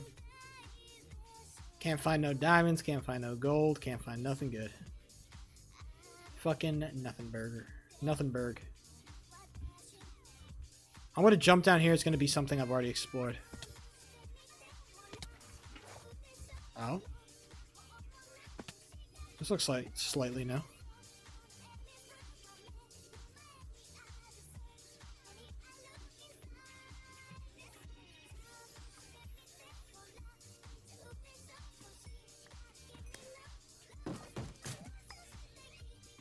Also, J-Dog is just built. I think he's just built uniquely. I don't want to cast any aspersions on J-Dog. But from everything he's told me about himself, he comes off to me as a regarded individual. Maybe not highly, but certainly a regarded one for sure.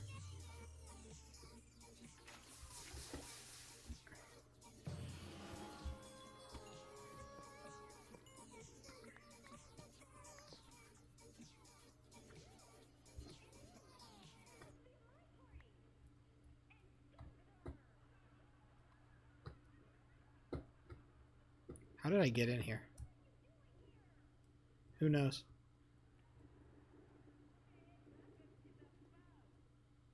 No diamonds? Fuck me dead.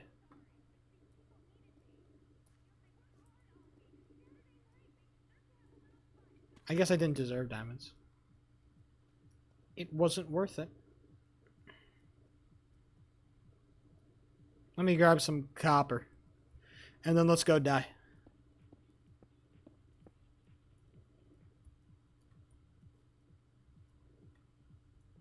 Ooh. MJ just... MJ going into a fucking coma.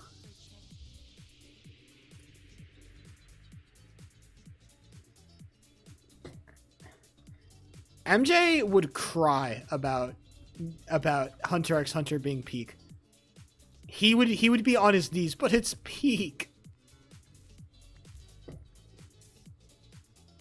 Bro has a photo of fucking Gone hanging up in his room. Life-sized cutout.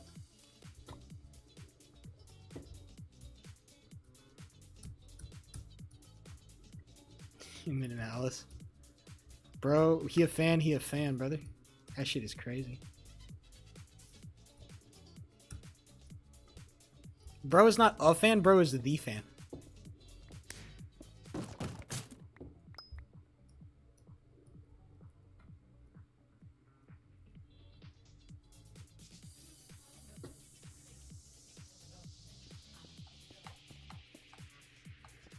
I guess that's what happens when you fully believe that you've read a peak, right? To derive others of peak would be a crime, right? How could people go on not knowing that they haven't read peak, right? How could they do it? It's not fair to them. They don't deserve to continue living in their existence without understanding peak. Don't. You said that to me like fucking 5 times, brother. You said goodnight like 15 times. You said it like a fucking 20 times, dude. You said it like 50 times, my guy.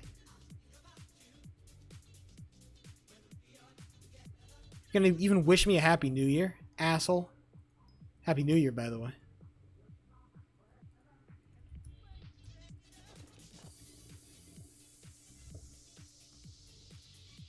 Unhappy New Year.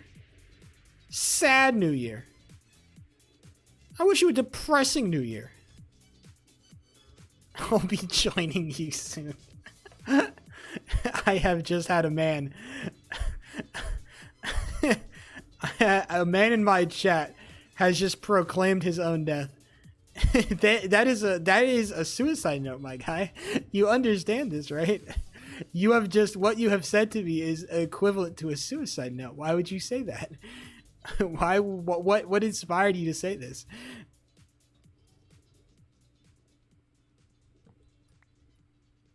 My brother in Christ, it's different when the fucking anime character says it, okay? When the anime character says it, it's deep and meaningful. When you say it, it's a fucking suicide note.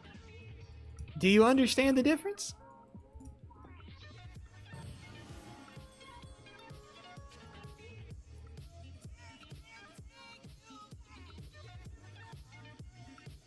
Shit is crazy. Name? Oh my god. Stop trying to justify this. You just typed a suicide note in my chat, okay? I don't want to hear it. TB! What's up, man? TB is going to be in my ear. I said that about 2024.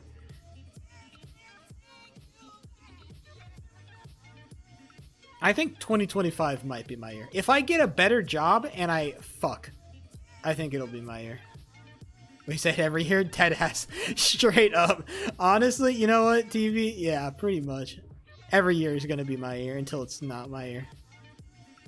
But one day it'll actually be my year, and I won't know it's my year until I've lived my entire life, and then I'll be like, damn, that really was my year. That's the worst part. You'll never know if it was your year or not. You don't know the peak year of your life until you've lived your life. You can never see peak. Okay? You'll never know its peak until you've finished. It will be my year. Crazy. What was year? I feel like I haven't had a year for a while now. A year where a bunch of shit just goes right. I feel like I haven't had that in a hot minute, brother. It's been a little bit.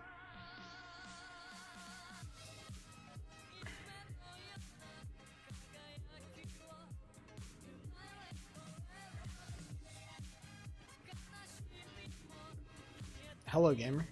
Oh, 3 gamers. What's going wrong this year? The college graduation. Everything about that, just the way that all went, kind of just was ugly. Hello, sir. Fancy a 1v1?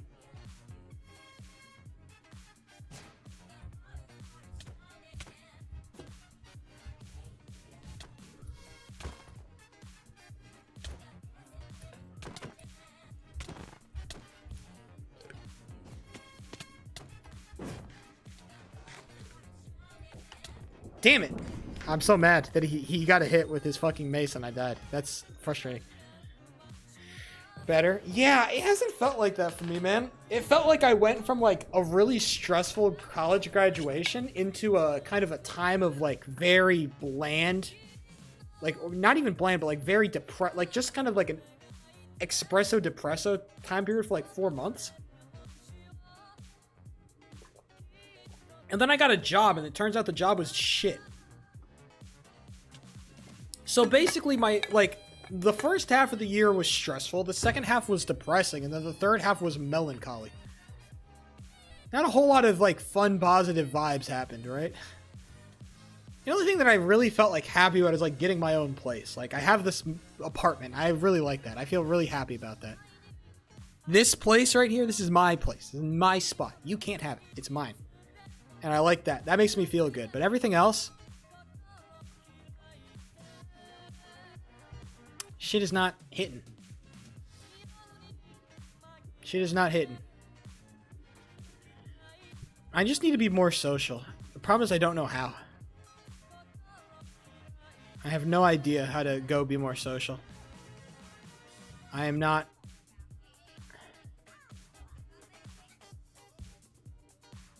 I wish I could tell you, but I don't have any clue how to go about being social properly. Without college, what do I do without college? What do I even do?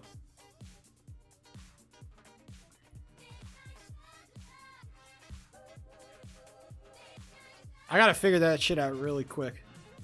It's called the bar. I guess it is.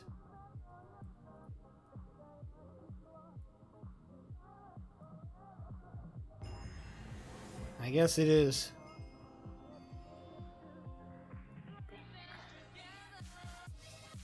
But there was actually like a story being run that like less and less people are going to like bars. Our entire generation is becoming less social, bruh. Maybe I just have to become even more terminally online. That's the actual secret. I have to become more terminally online. I have to actually... The secret is I have to start e-dating. I have to e-date. It's the only way. I need to e-date everybody. Chat. That's what's wrong. Is that I haven't been e-dating. That's why I'm lonely. I need to hop on Discord expeditiously. Okay. I need to start role-playing in Discord. That's the only way this is gonna work, okay? Re-download Valorant. Go, go, go. We're wasting time here, okay?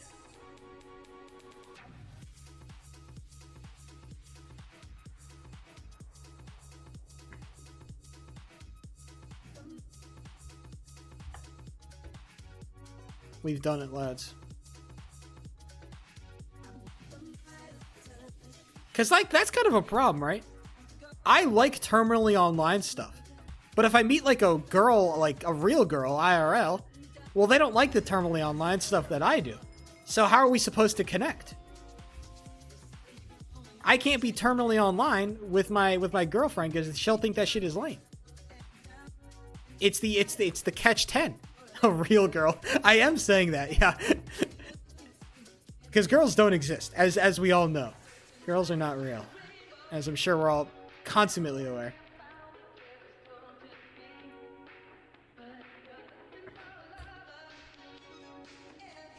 Find you, girl. I think everybody likes Pokemon. I think everybody likes Pokemon. I think the people who don't like Pokemon are just sad motherfuckers. I don't want to date somebody who doesn't like Pokemon. You're just sad, and you have no happiness in life if you don't like Pokemon, bro. Everybody likes Pokemon.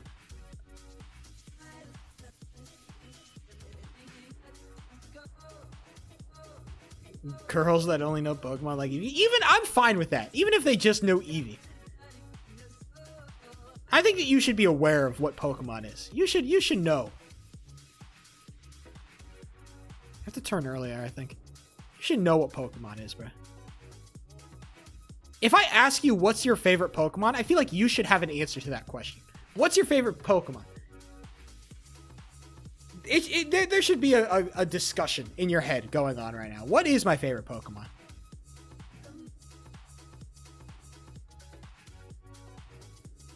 If I make a game, will you play it on stream? Sure. If you custom make your own fucking game, you know what? I will do that. Because that would be crazy. I'm mean to prankster? Bro. If she starts pulling out advanced, like, knowledge... If she says the words "OU" in a conversation, that shit would be crazy.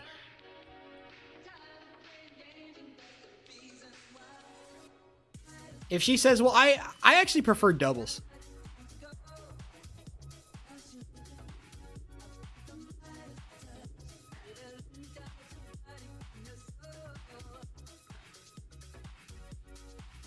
Shit might be peak.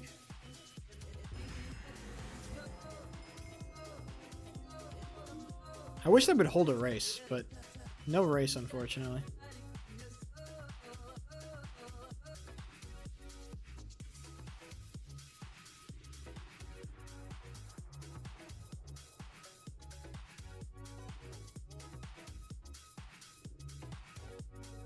This is, yeah, I know. That's what's sick about it. It's actually kind of a really fun map to play. Like, low-key, high-key, it's a really fun map to play, because it's just so unique. You're constantly in the air, so... just changes the physics of things in a really fun way. Your favorite Pokemon and your second... My favorite Pokemon, I think, is Gyarados. Gyarados is my favorite Pokemon. I love Gyarados. It may be basic. It may be simplistic. I don't know. I love Gyarados. Gyarados is my favorite. My second favorite Pokemon might be Dialga. Dialga and Empoleon is good. I like Empoleon. I just like water types. I think I'm a sucker for water types. What else do I like? There's a lot of good Pokemon. But nobody really speaks to me like fucking Gyarados, dog.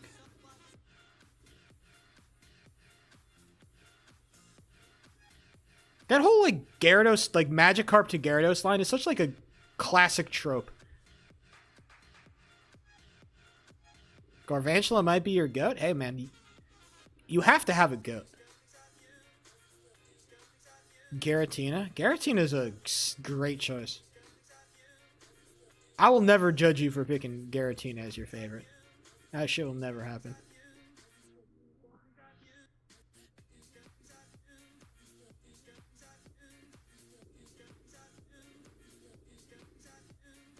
Garvantula is not bottom 3. There are a lot of things that fucking Garvantula is. It is not bottom 3. That is unfathomable. Garvantula is bottom 3? That is a demonic sentence. The fuck are you talking about? Galvantula? That's a legendary? The fuck is a legendary?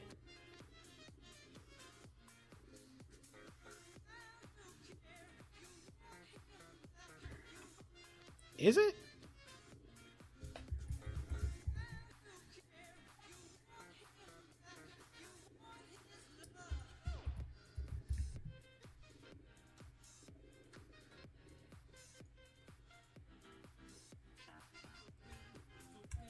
Is it deadass a legendary? Oh, this map. Oh, I guess, yeah. I don't know. This map is sick. I don't know where the pits are. I just have no idea where the pits are on this map. This map is really good, though. I like it.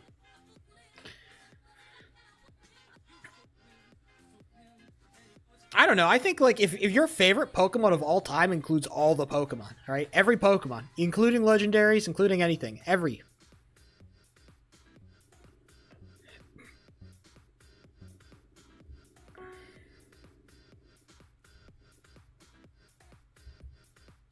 Son of a bitch, brother. You dick. Oh, I'm in last now. That's unfathomable. I had the worst start of all time. It's actually physically impossible to have a worse start than I'm having right now. Unironically, it is actually impossible to have a worse start.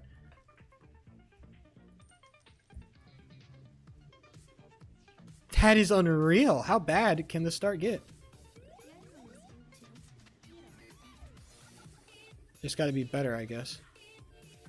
Also, everybody here is like already raced this map, so I think I kind of know what the vibes are. I haven't raced this map too much, so I'm not like as familiar with it.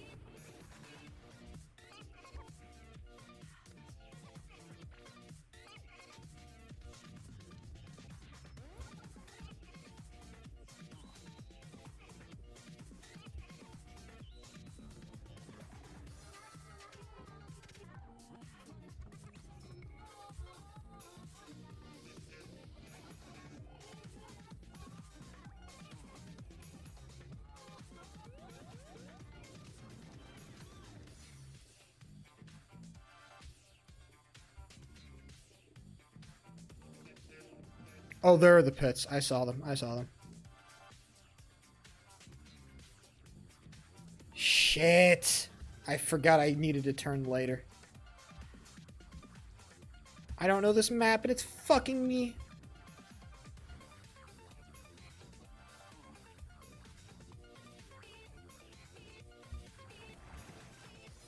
I missed the shortcut. There's 10 laps of this, brother. If I can get fucking top 10 at this point, it'll be good enough. At this point, I just gotta be fucking good enough.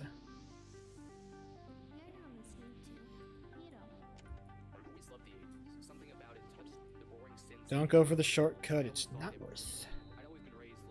That shortcut is way too risky and it does not save the time.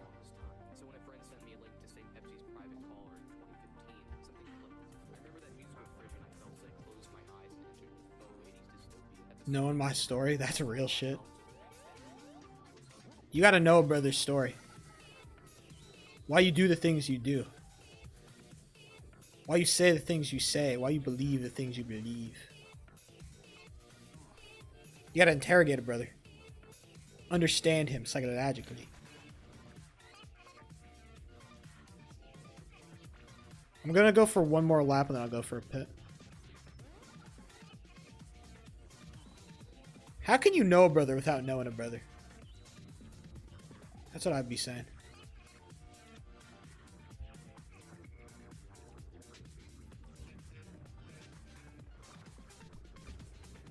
Now that's how you do a fucking cut. I'm the only guy at 0 pits. Which is fine. I just needed another lap to kind of understand the map. And also allows my driving to be kind of clean. I don't have to deal with the fucking hooligans. For a couple of laps. That's nice.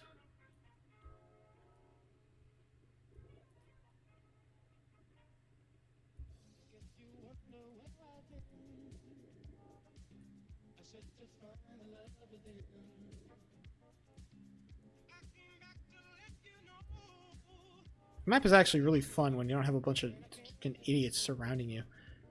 Constantly fucking you. Or at least trying their best to. Doing their best, like, impressions of, like, I'm gonna spin out right in the middle of my fucking line, you know? Because I know that's exactly what you wanted for your birthday, right? That is not the good way to get into the pits.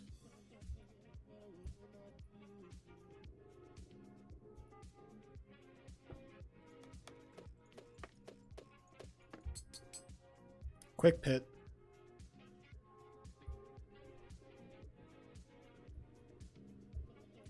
I might, yeah, okay, I guess just going straight is better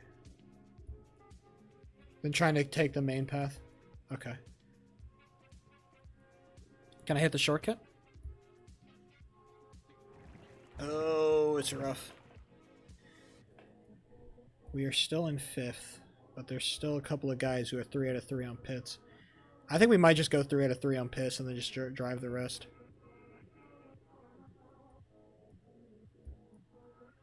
They don't know your bottomless malice. I don't think I have bottomless malice.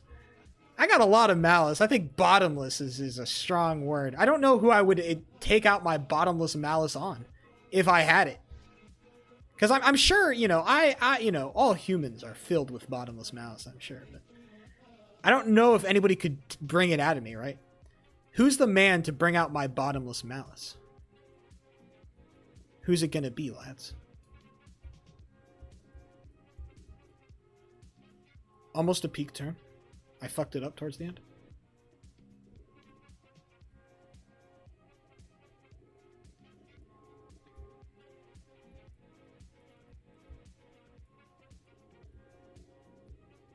I think bouncing off that pole is actually the best strat. I just don't know how to do it.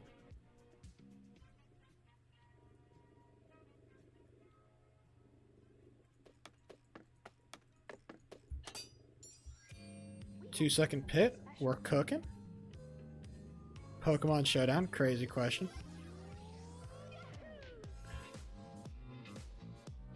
Give it a little bit, okay, brother?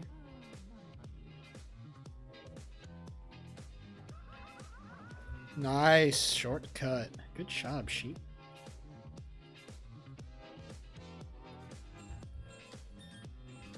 I might actually catch this firecracker motherfucker. If I drive good, then we might have a chance.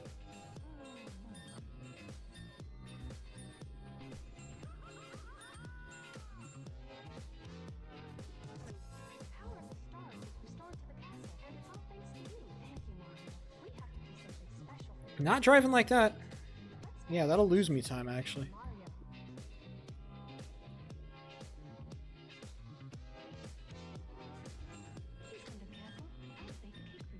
I like how even after that awful start, I kind of evened out to like a nice fifth. A nice honest fifth, I'd say.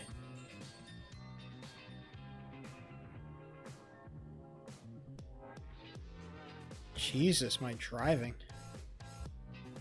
So dog shit, brother. How long does this pit take? 4-second pit? He is the slowest pit of all time.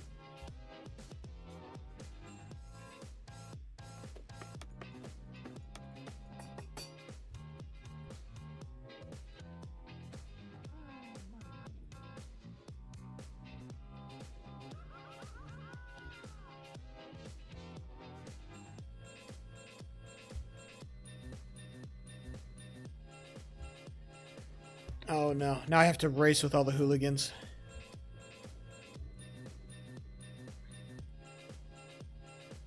I thought I was ahead of this pack.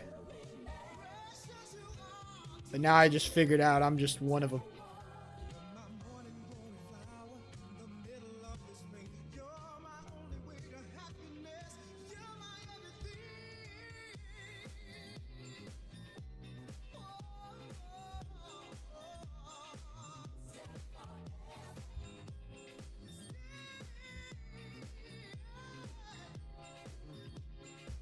Bro, I fucking curl my toes when I'm ice boat racing.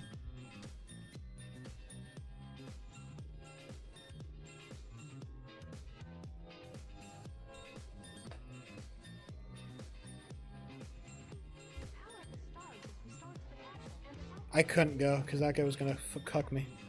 I missed the pole. Fuck. You hit that pole, it's game over.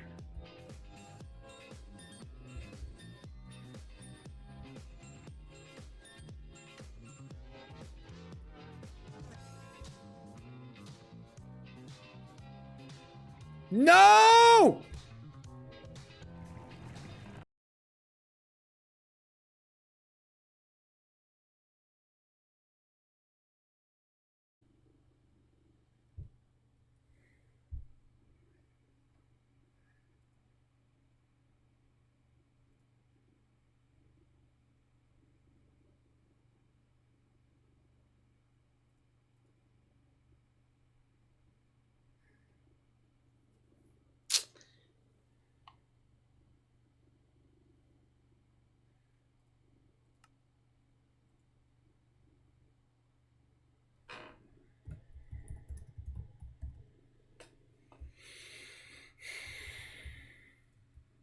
We'll try again for the next race.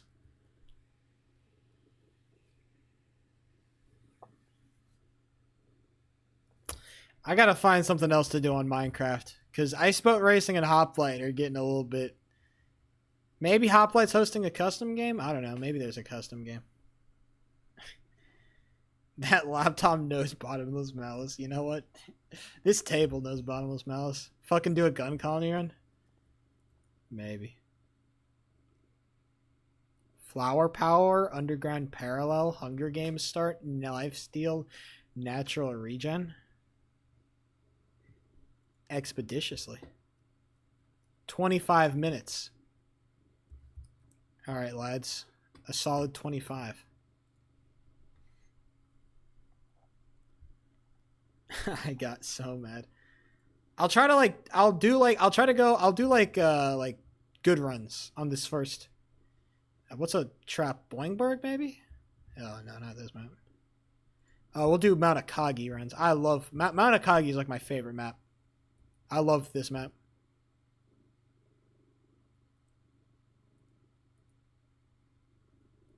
We'll see how we can do on a Mount Akagi run. Maybe we'll get a little cute little PB. Who knows?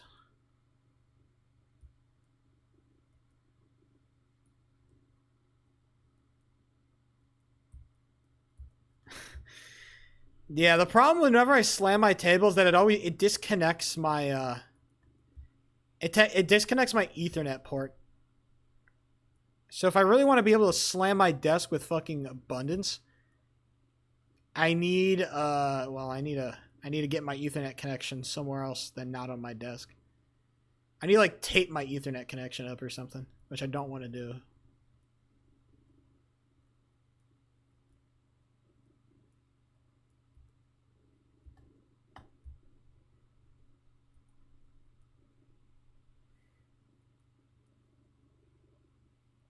Is there anything else I wanted to talk about? Not really. Life's been kind of just what it is.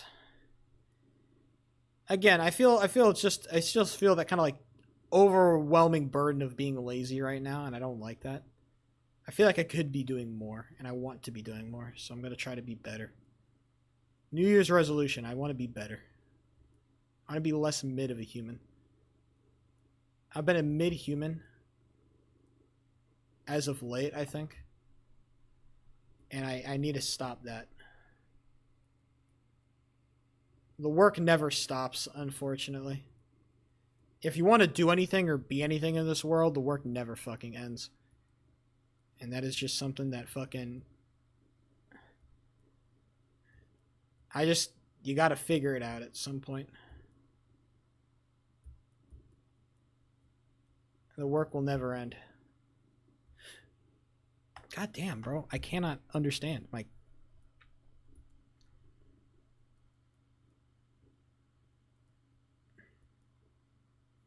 Let me get a run. Gonna give up in January? Well, I mean, at least I'll have a whole month of good work, right, MJ? That's pretty good.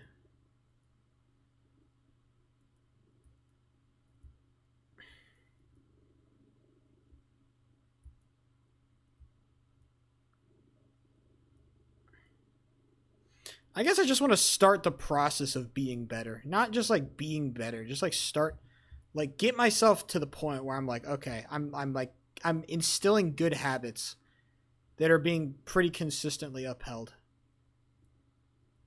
Shit is not perfect. Humans are not perfect. You don't have to be perfect. I'm not worried about being perfect. I'm not going to be perfect. There's going to be days where you mess up. There's going to be weeks where you feel like shit. But the goal of any habit setting behavior is just to minimize that. Minimize the times where you're not consistent on shit.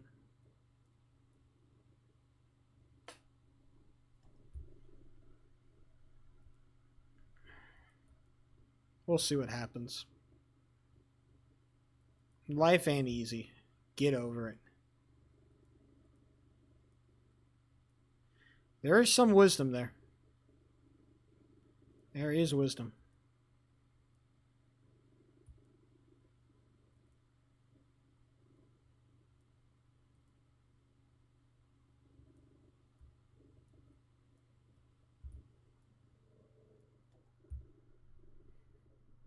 I actually just can't ice boat race today. Why can I not do this first turn, like, properly at all? Give it to me once, brother.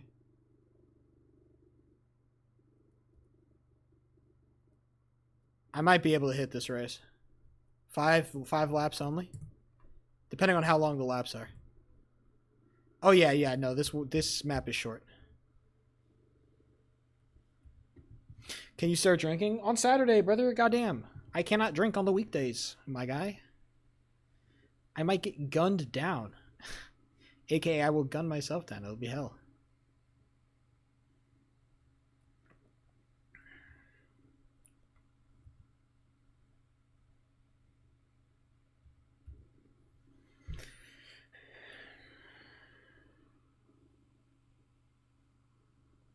On New Year's is wild. Well, yeah, I have fucking work tomorrow, MJ. Brother, do you have work tomorrow? What do you got to do tomorrow? You bum-ass motherfucker. Jobless.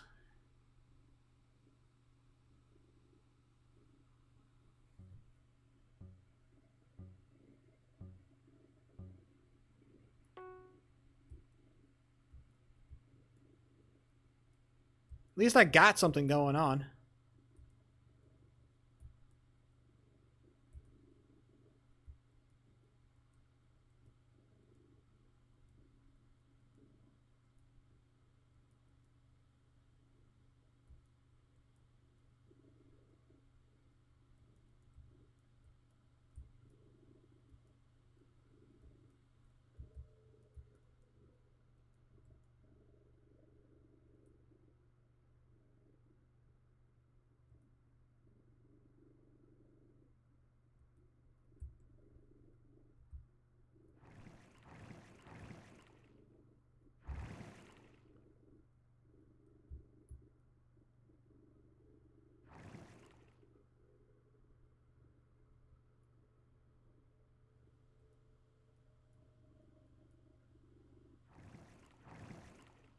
I fucked up on the straightaway. Insane. I don't know where the fucking... I don't know where the pits are. I think it's that. That's the way it's got to be, the pits.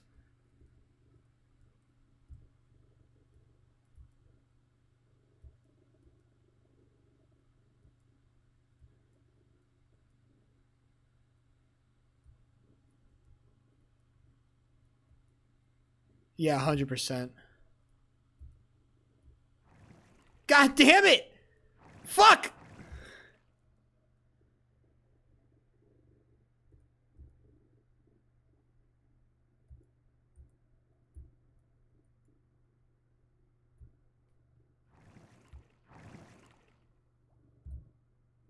I do love blue ice straightaways. Nothing funner.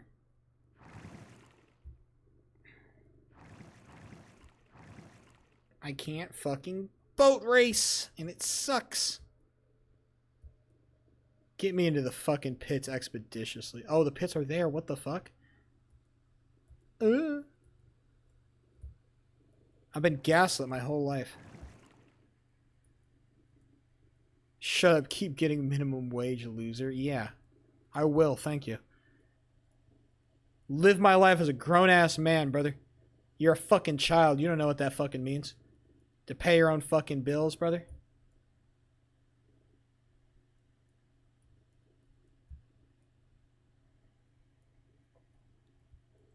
You can't even legally get drunk.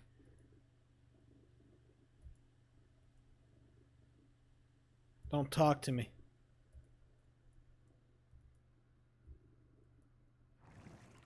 This is so fucking bullshit.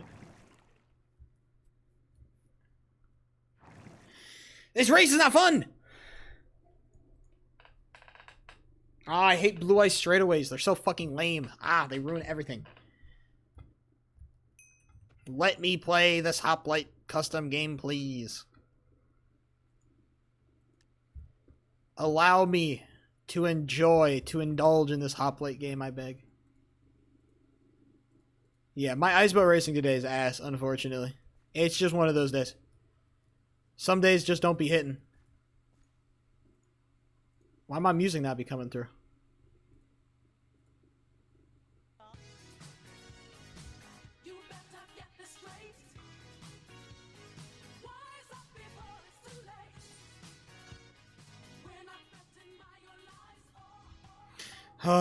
We'll figure it out. Life is hard. Life is hard. 15 minutes. Maybe a duel will cheer me up? No, it won't. I should stop lying to myself. Oh, damn. You won't figure it out? You never will? I feel like I can count the times that MJ has said something positive to me, like on fucking single fingers. Like every so often, MJ will say something that's like positive or happy or like, yeah, correct sheep, I believe in you. He'll say something like nice for once, and I'm like, oh my god.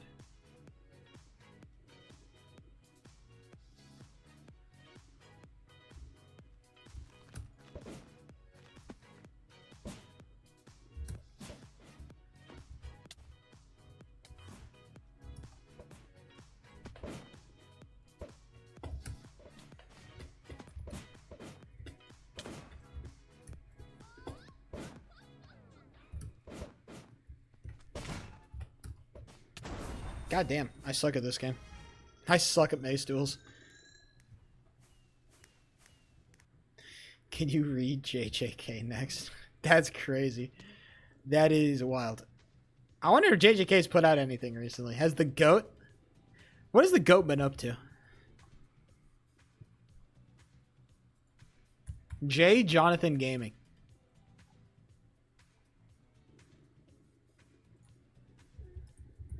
What has JJK been up to? All I see is Jujutsu Kaisen mod. Is that what JJK is?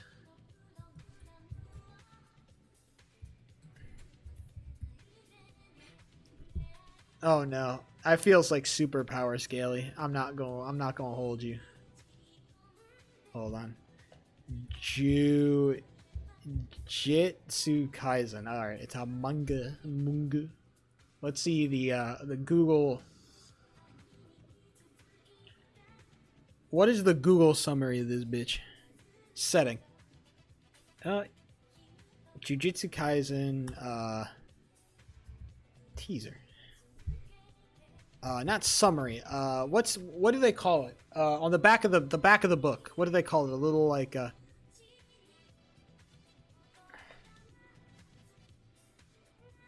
I don't know how to describe it. All right. Base story. Okay, in Jujutsu Kaisen, all living beings emanate energy called cursed energy, which arises from negative emotions that naturally flow through the body. Ordinary people can't control their flows in this body. As a result, they continually lose cursed energy, resulting in the birth of curses, a race of spiritual beings whose primary desire is to bring harm to humanity. God damn. Jujutsu sorcerers are people who have control of cursed energy and allows them to use it as they please and reduce it to release. And they can refine this energy and use cursed techniques. Any advanced form of a curse technique is domain expansion, which users build their a pocket dimension of variable size inside the domain. All of their attacks are guaranteed to hit and will grow in strength. What the fuck? All right, plot. High school student with unnatural physical strength. One day his friends attract curses. Yuji swallows the finger. Unwittingly becomes the host to a powerful sorcerer. All sorcerers must exercise Sukuna.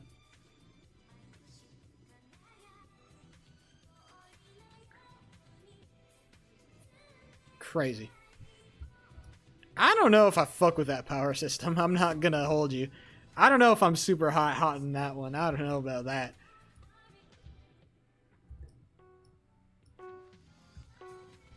That's all it is? Just fucking negativity? That feels like it's kind of gonna be like... I don't want to say what it is or isn't.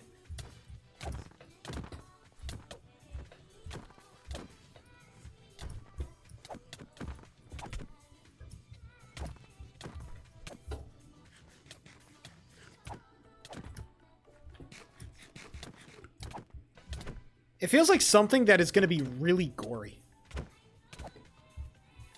Like, kind of like...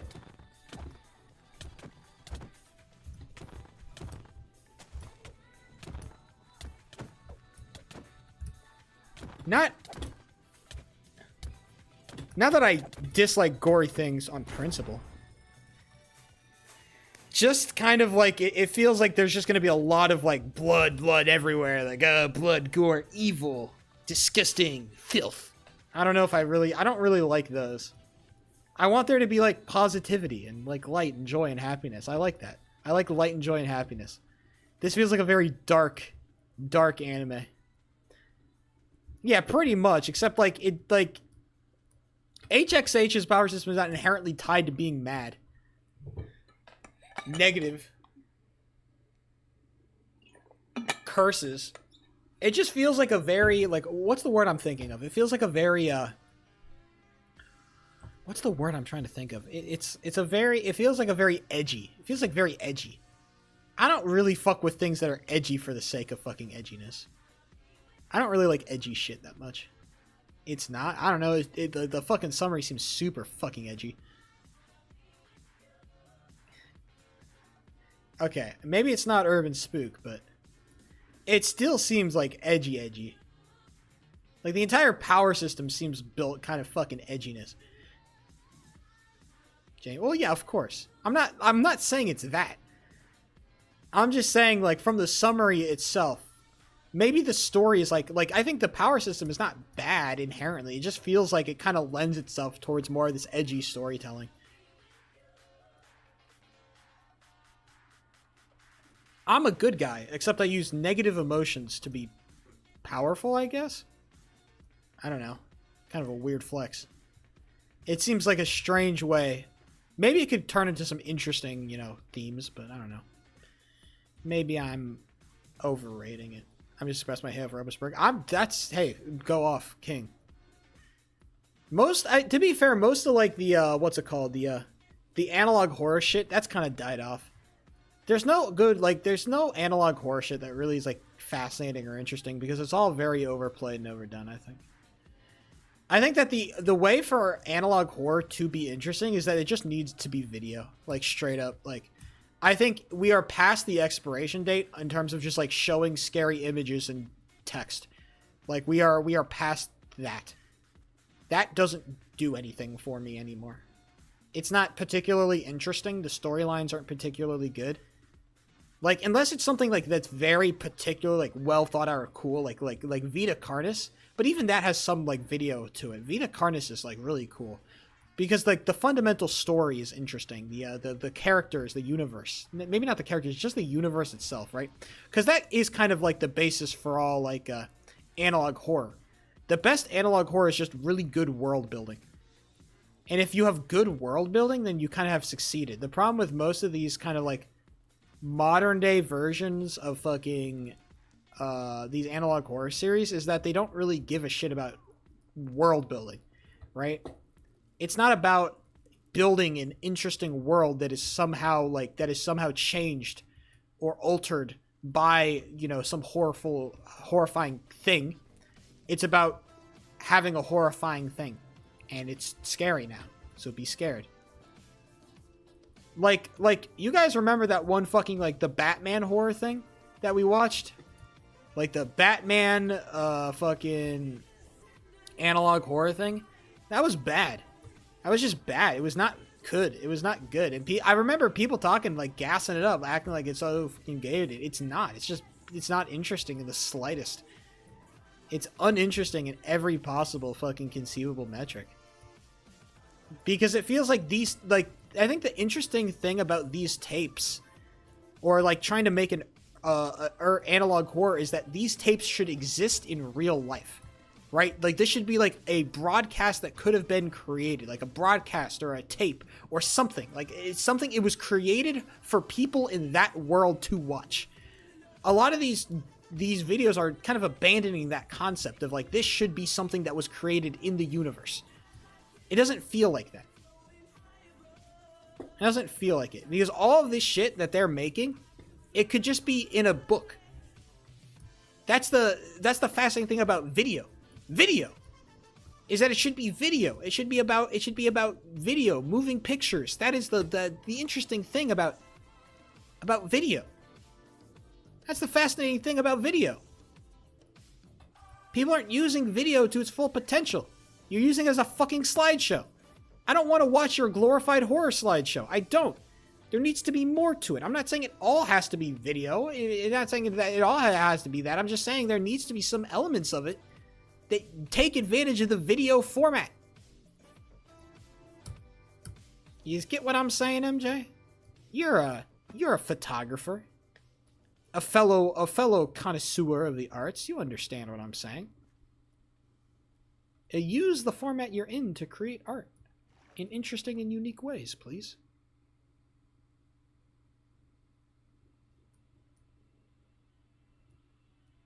Your art should cater to the format that you are in.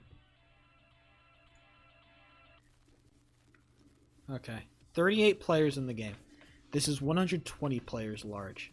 So if we can wait for 4 minutes, and hopefully the size of that does not grow to 120, we should be okay. Theoretically, we should be okay. I like how Flowtips is still #1 all time. That's crazy. Bro needs a job. Hey, Sweat God, I know that guy.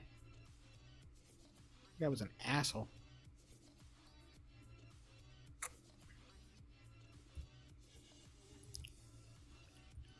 We got those level farmers, bro.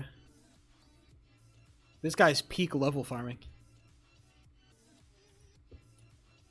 Shut up. Fuck you. I'll do what I please. Open a crate. Yeah, loot boxes, MJ. How do you feel? This is my first crate I've ever opened on the server, by the way. Never opened a crate on the server. In my dadgum to life. Unwrapped present. What a lame cosmetic. 3 minutes. Alright, we're waiting. Come on, man. Dragon Scatter for 5 days. LLL. That's why I hated it. Dragon Scatter sucks. Compared to Battle Royale Star is so much more good than fucking Dragon Scatter.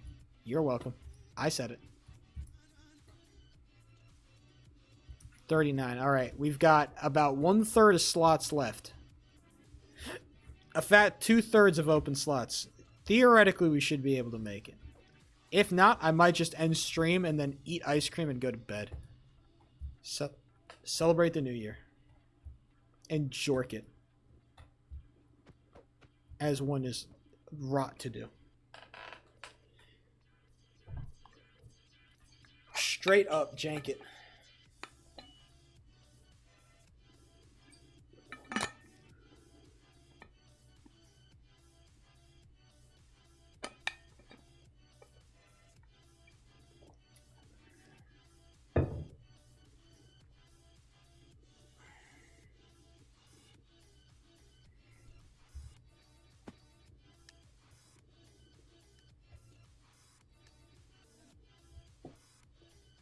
All right, I got notifications on. 2 minutes.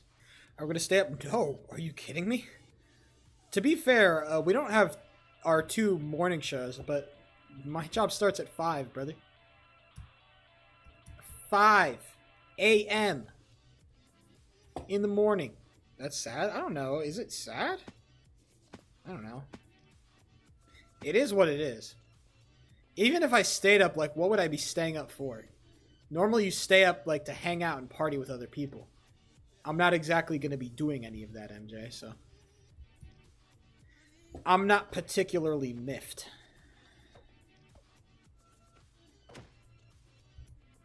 My brother.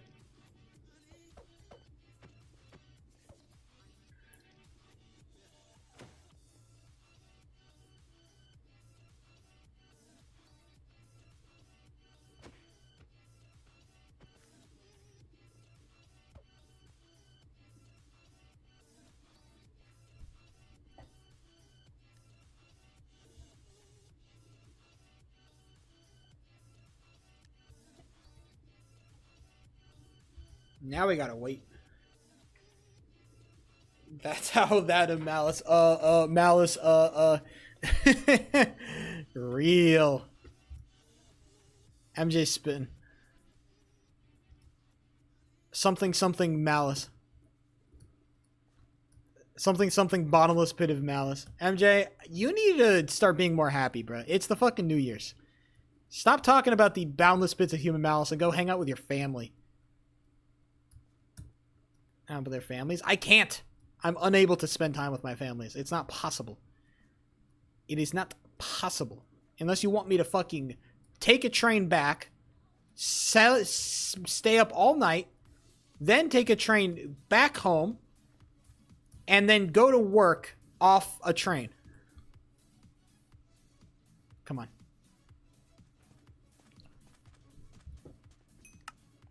Absolutely not.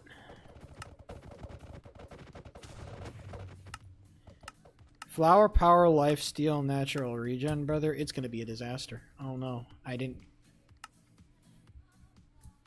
I have this guy. Who's this guy? Tiger Crayley? Who the fuck are you? I honestly think flower power is maybe more powerful than the underground shit. Underground parallel. It's useful for, like, getting full diamond, but that's kind of it. Hello, Tiger Crayley. They're both useful. You have to use both. MJ, remember, you have to use both powers. Ice and fire.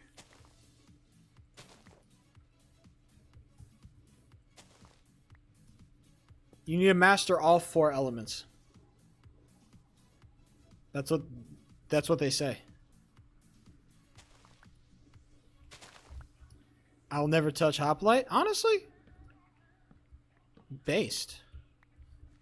Good for you, man. You should... That's good, I think.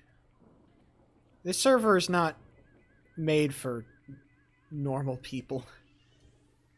You should touch AA. I did! I did touch AA. I won AA. You can't talk to me about AA. You can't say no words to me about no fucking AA.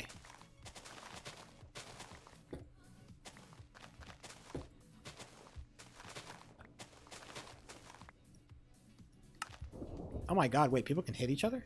Uh-oh. Is there a warfare going on?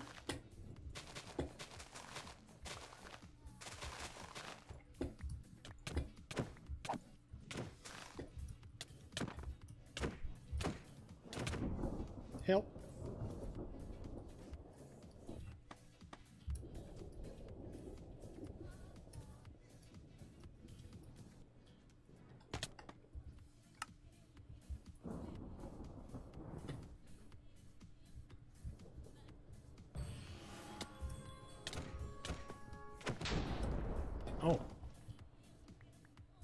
Oh.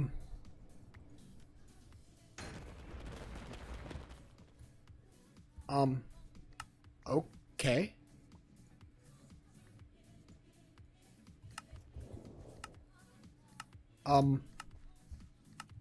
Cool.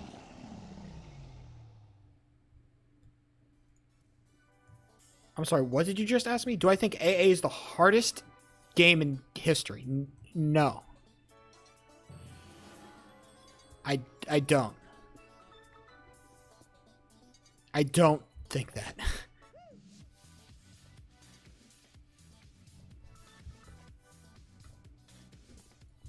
What's harder? Probably beating Dark Souls with a hand tied behind your back. I'd say that's harder.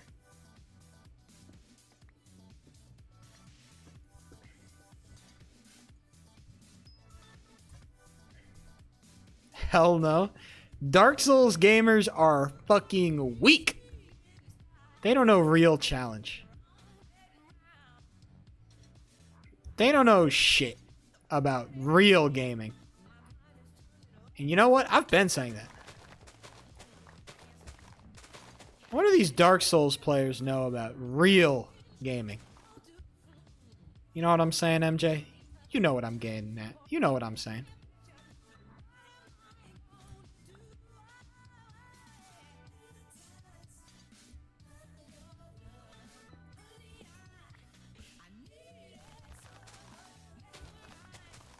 So glad me and MJ can come to a honest agreement here.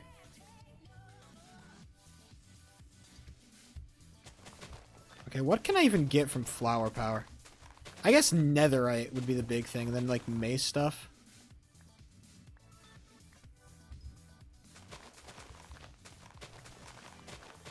I think flower power might actually just be a straight bait though. Just not as valuable. Too much bullshit flying around for, I think, flower power to be.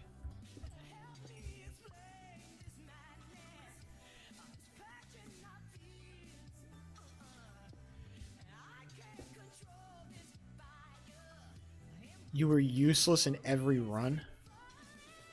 That's not... Now you're just saying mean things to be hurtful, MJ. You're saying mean things for actually no reason. You're just saying it because you want to fucking, like, you're just throwing shit at the dark to try and hurt me as much as you can. Come on, man.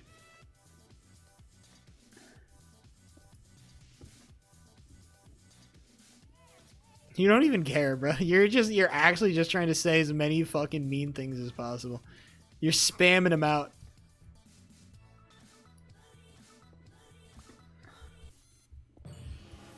Hey, man. Don't you know that, being nice to those who are weaker than you is a virtue, bro?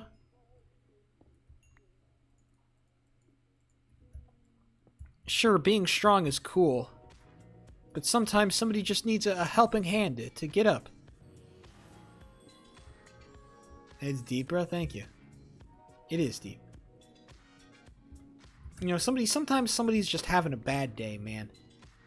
And maybe you can be the reason why they have a good day.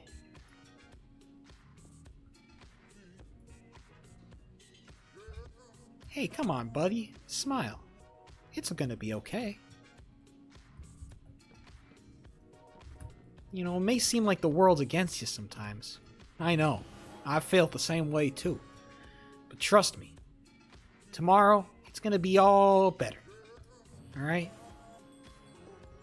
Sometimes it's just about a matter of perspective.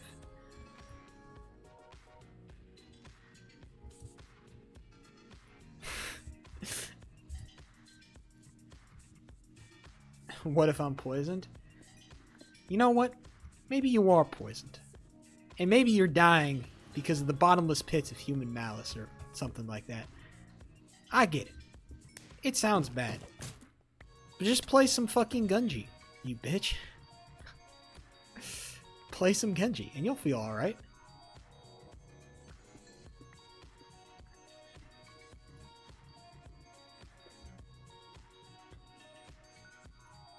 MJ, the type of guy to never win at Gunji.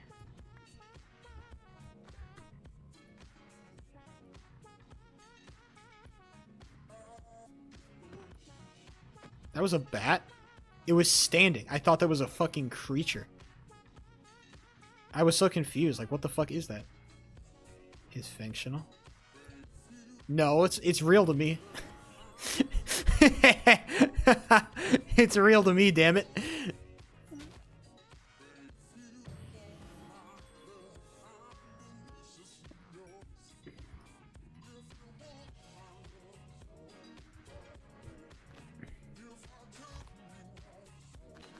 Did you cry? I did not cry, but I felt like it. I was like, damn, that shit hit. I was like that. I'm like, I felt emotional.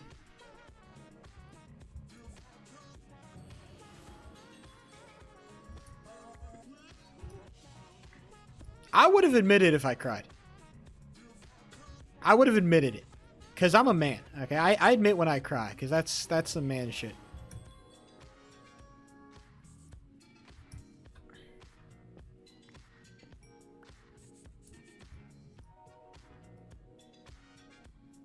I did cry when they glazed him back to life. I cried when Merrim almost died, and then they glazed him back to life. I did cry, because I imagined that was like LeBron.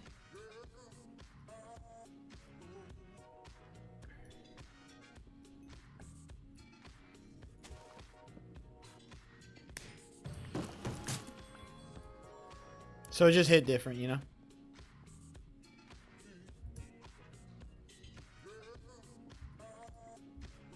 I know, bruh. That's what I've been saying. Like, can you imagine how hard LeBron has it, bro? Like, imagine, like, being the GOAT. I guess I can never really imagine it, because LeBron's the GOAT. But, like, imagine, like, having to be the GOAT. Thank you. I was saying it. It's just like the difference is that LeBron like never like when LeBron loses, he is just like he's so goated that he never really loses. You know what I'm saying?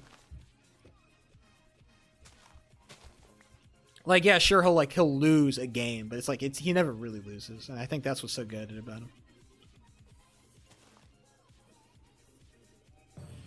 Flower forest.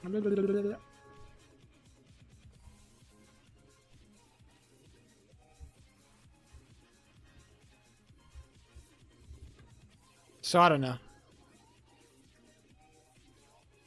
You gonna finish it tomorrow? My brother in Christ. Give me a couple of days.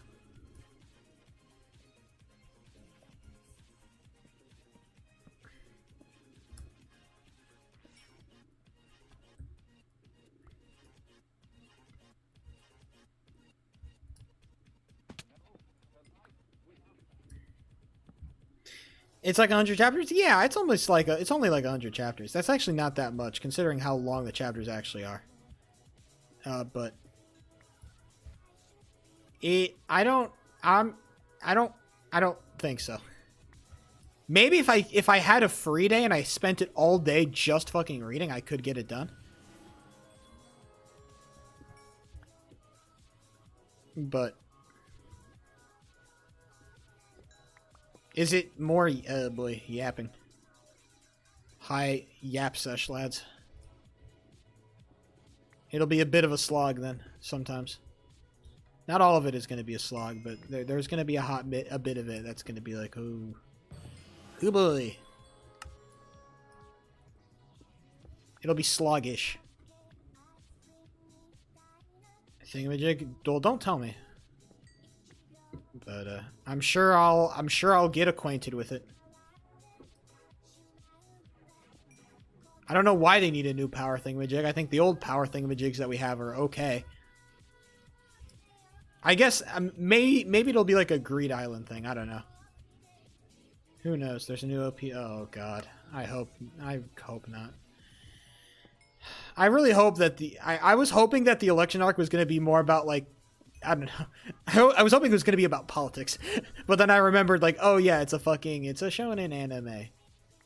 And we still have to like wrap up this whole thing about the fucking the Phantom Gang, right? We still gotta wrap up, like they're still lurking around. Like we gotta talk about those motherfuckers. Like hold on. Like we already slayed like the demon ending world eater, right? I don't know what else we could possibly be slaying. Don't tell me.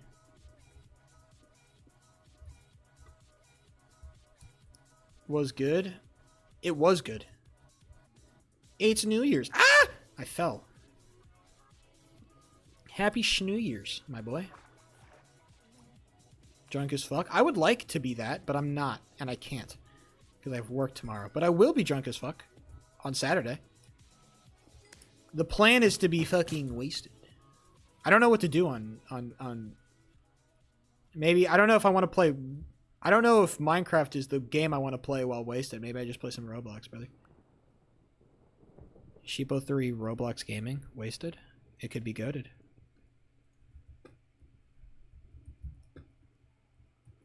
Squid Game Roblox while wasted. I'm crying because it's peak.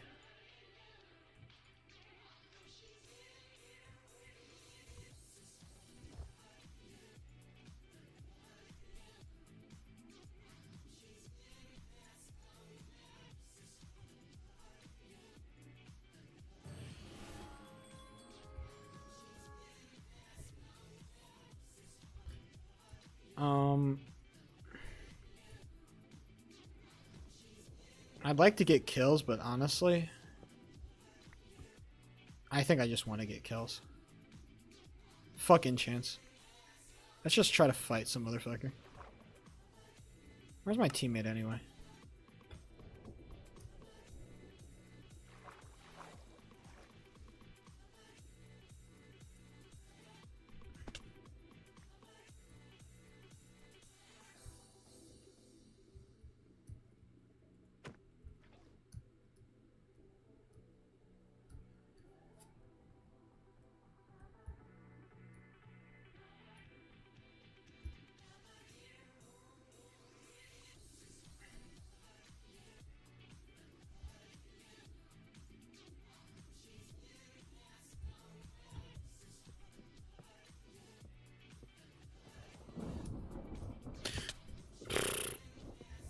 Goofy.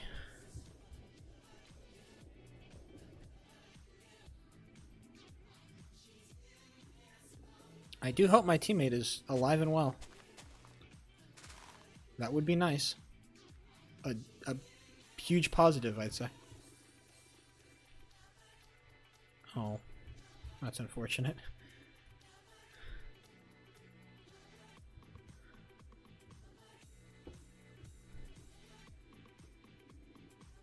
I wonder if they're on the same team. Are they dueling, mayhaps? They look like they may be dueling.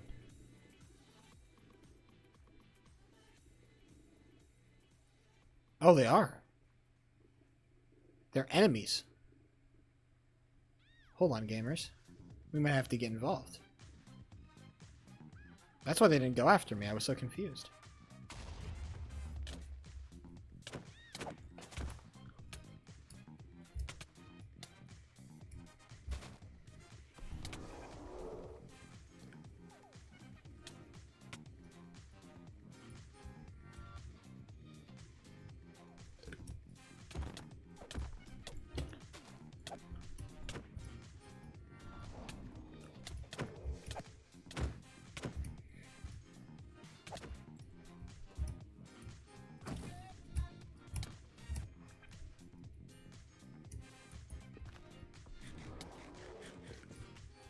Jesus. He's got all the healing in the world. I actually can't fight this guy.